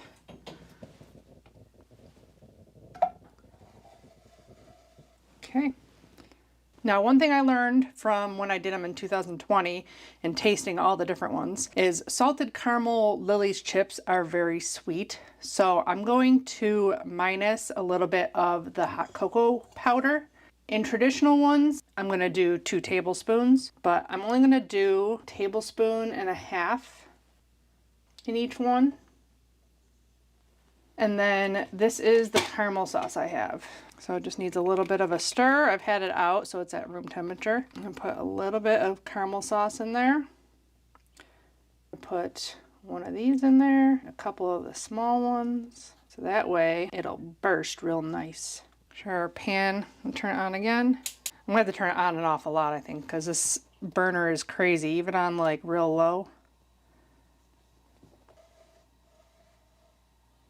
Okay, you put it right down on top. Make sure you're all lined up, push it down, pick it up, smooth out the edges. There you go. Your first hot cocoa bomb is made. So I'm gonna get the rest of these done and then we'll move on to the semi-sweet ones. If you have a hole in your seam anywhere, you got that melted chocolate on the pan, you can put in there. Okay, semi-sweet is next. These are just gonna be traditional hot cocoa bombs. Turn my heat back on my stove and I cleaned out the caramel. So if you do the edges too thin, that's what would happen, but it's okay. Just melt it down a little bit, good to go. Okay, so these ones, I'm gonna do 2 and the marshmallow. Some of these might be too big. I need to cut them down a little bit. You can obviously put anything in these you want. Anything keto you got on hand? Whoa, careful if they're not sliding. Slid a little bit. Okay, on to dark chocolate peppermint. Since it's dark chocolate, I am gonna do 2 scoops. We didn't add any extra sweetness to the chocolate.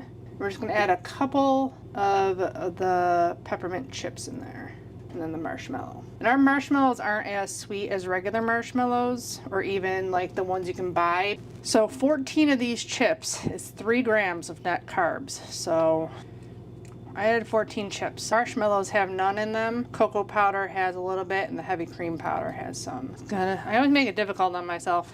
Try to pack as much in as possible. I really want to get that pop I didn't get on my old video. Get it all in there. Stuck. Get in there, marshmallow. Oop, some of the powder fell out. Don't overstuff them. Remember, if your heat is on, it does melt pretty fast. Oh, and I had a big crack in it. Try not to get the chocolate too far over the edge because that's what will happen. You got a little hole. Make sure your chocolate's not too hot, like it is right now. So I'm just making a bigger hole. Cool it down a little bit. My pan got a little hot. So I used a chunk that was on my sheet tray to patch up that hole. And the rest is all set. And this one is not on there right. I'm failing. If you let it melt too much, they don't meet anymore. This one definitely is going to be a thumbnail picture. So if you let them melt too much, you end up with an oblong instead of a sphere. So don't let your pan get too hot. Okay, last, the white chocolate espresso ones. Turn off your heat before it gets too hot. White chocolate is pretty sweet, but we're putting in the espresso powder. So I'm going to do 1.5. Definitely the sweetness level is up to you on this. Obviously, if you're making it for gifts and it's not technically keto people, they're gonna probably want it sweeter than you would. 1 teaspoon for 6 ounces of water. So I put a little bit in the chocolate already. This is a 1/2 teaspoon, so I'll do full teaspoon in there.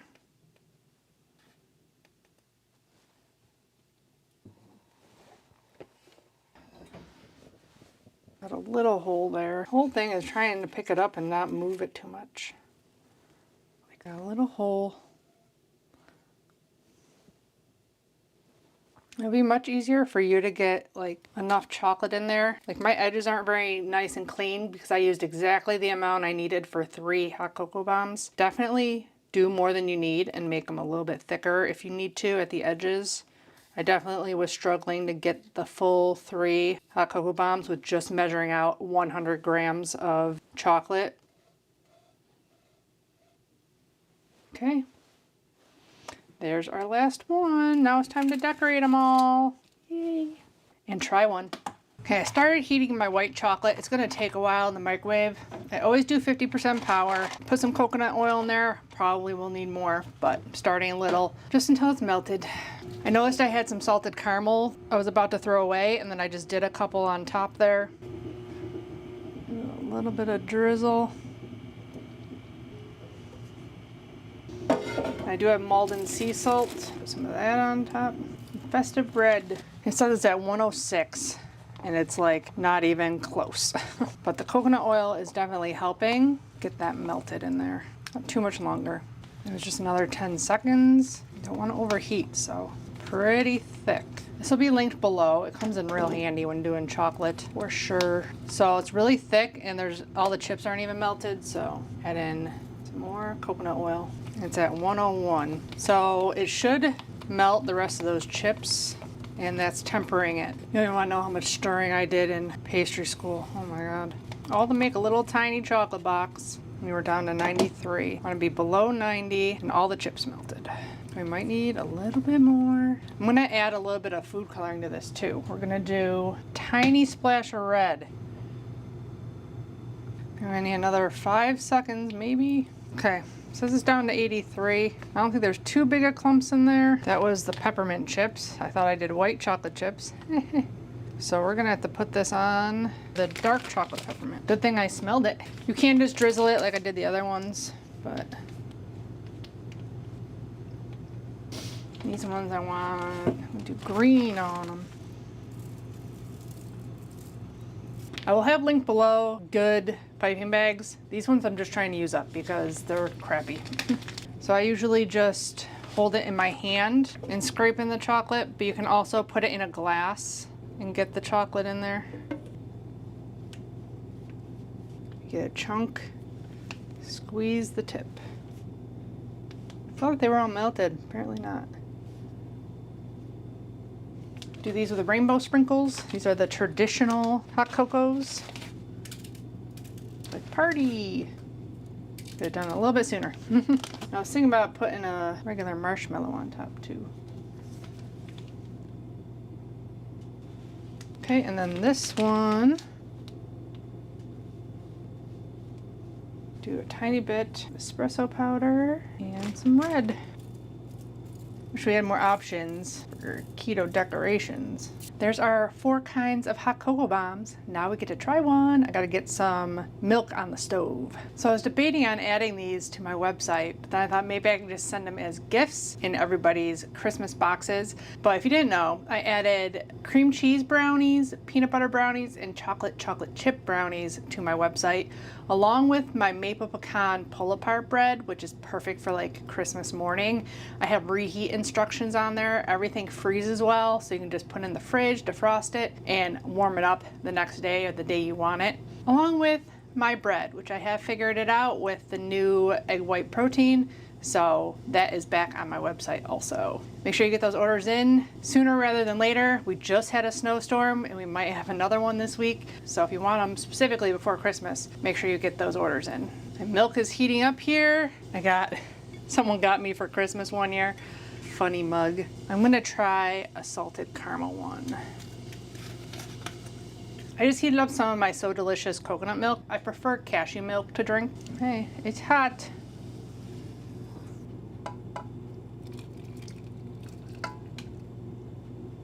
Yeah, it burst open. Woo!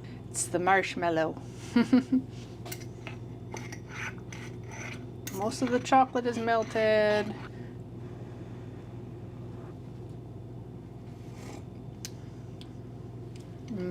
It's delicious. It's very hot. It feels good. I'm so cold down here. I tested the meltability of my marshmallows in hot cocoa, and they melted a little bit faster than this still. So I'm wondering if letting them sit for months, if they just get firmer and don't melt as fast. Interesting. Maybe I will just put little guys in my hot cocoa bombs where they melt a little bit faster.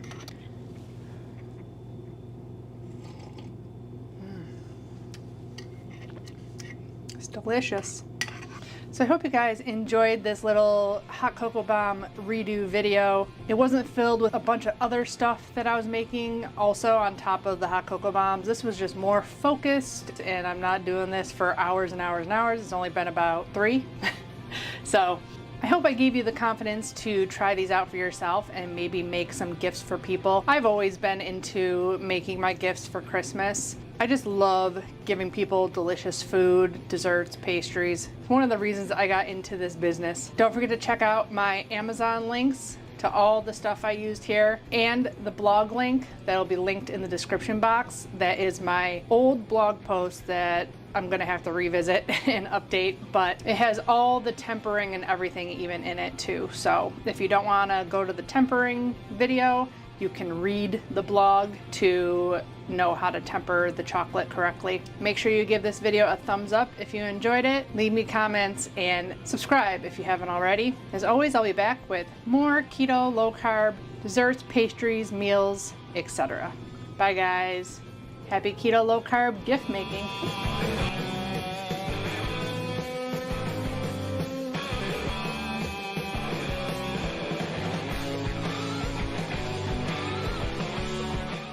Okay, that was my updated hot cocoa bomb video.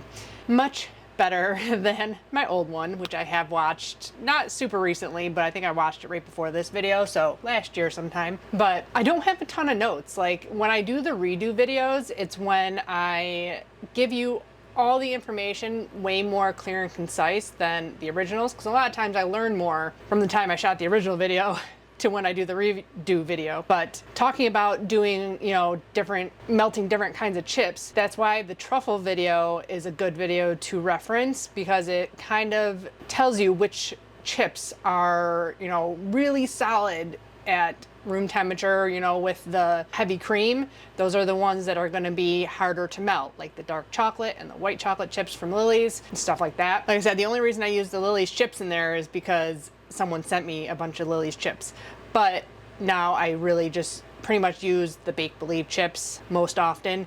And when I make gifts, a lot of times I just buy a really good dark chocolate, or like one that has organic cane sugar in it, stuff like that, because a lot of my people aren't keto. So I'll do the outside chocolate, regular chocolate, and then I'll do the inside cocoa.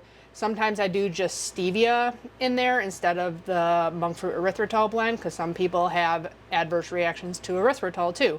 So I alter the recipe depending on who I'm giving the hot cocoa bombs to, but I didn't end up doing the hot cocoa bombs in the shipments, and I'm probably not going to do it this year either. I had just added the maple pecan pull-apart bread to my website. Now I have maple pecan sticky buns, which also come with reheat instructions and all that too, but they're the more traditional sticky buns that make like a caramel sauce and stuff like that. Also added the cinnamon rolls along with pizza crust, and my bread is still on my website. One of my best-selling things on my website, my bread. But the last day to order for Christmas this year is December 13th, because I bake everything on the 14th and I ship it all out on the 15th for you to get it the week before Christmas. So I didn't even know I mentioned it in this video, but it kind of worked out good. Like I said, I don't have many notes on this video because I definitely gave all the information that I didn't give in the previous one, but they definitely are an awesome gift to give for Christmas time. They're impressive and people will really enjoy them. So I hope you guys enjoyed this Christmas gift compilation video, whether you make them keto or regular, mix and match, stuff like that. It's all gonna be super appreciated by your friends and family for sure. Don't forget to check out my Amazon shop page. The link is down in the description box below. I'll try to link all the different things in these videos, but it's a lot of stuff. So you can always find my lists on my shop page that have different categories with all the different utensils and ingredients I use that I buy on Amazon. I also have all the blog links below for all these videos. Give the video a thumbs up if you enjoyed it. Subscribe if you haven't already. As always, I'll be back with many more keto, low carb, healthy meals, desserts, and snack recipes, and some compilation videos. Bye guys. Happy keto baking and gift making and happy holidays.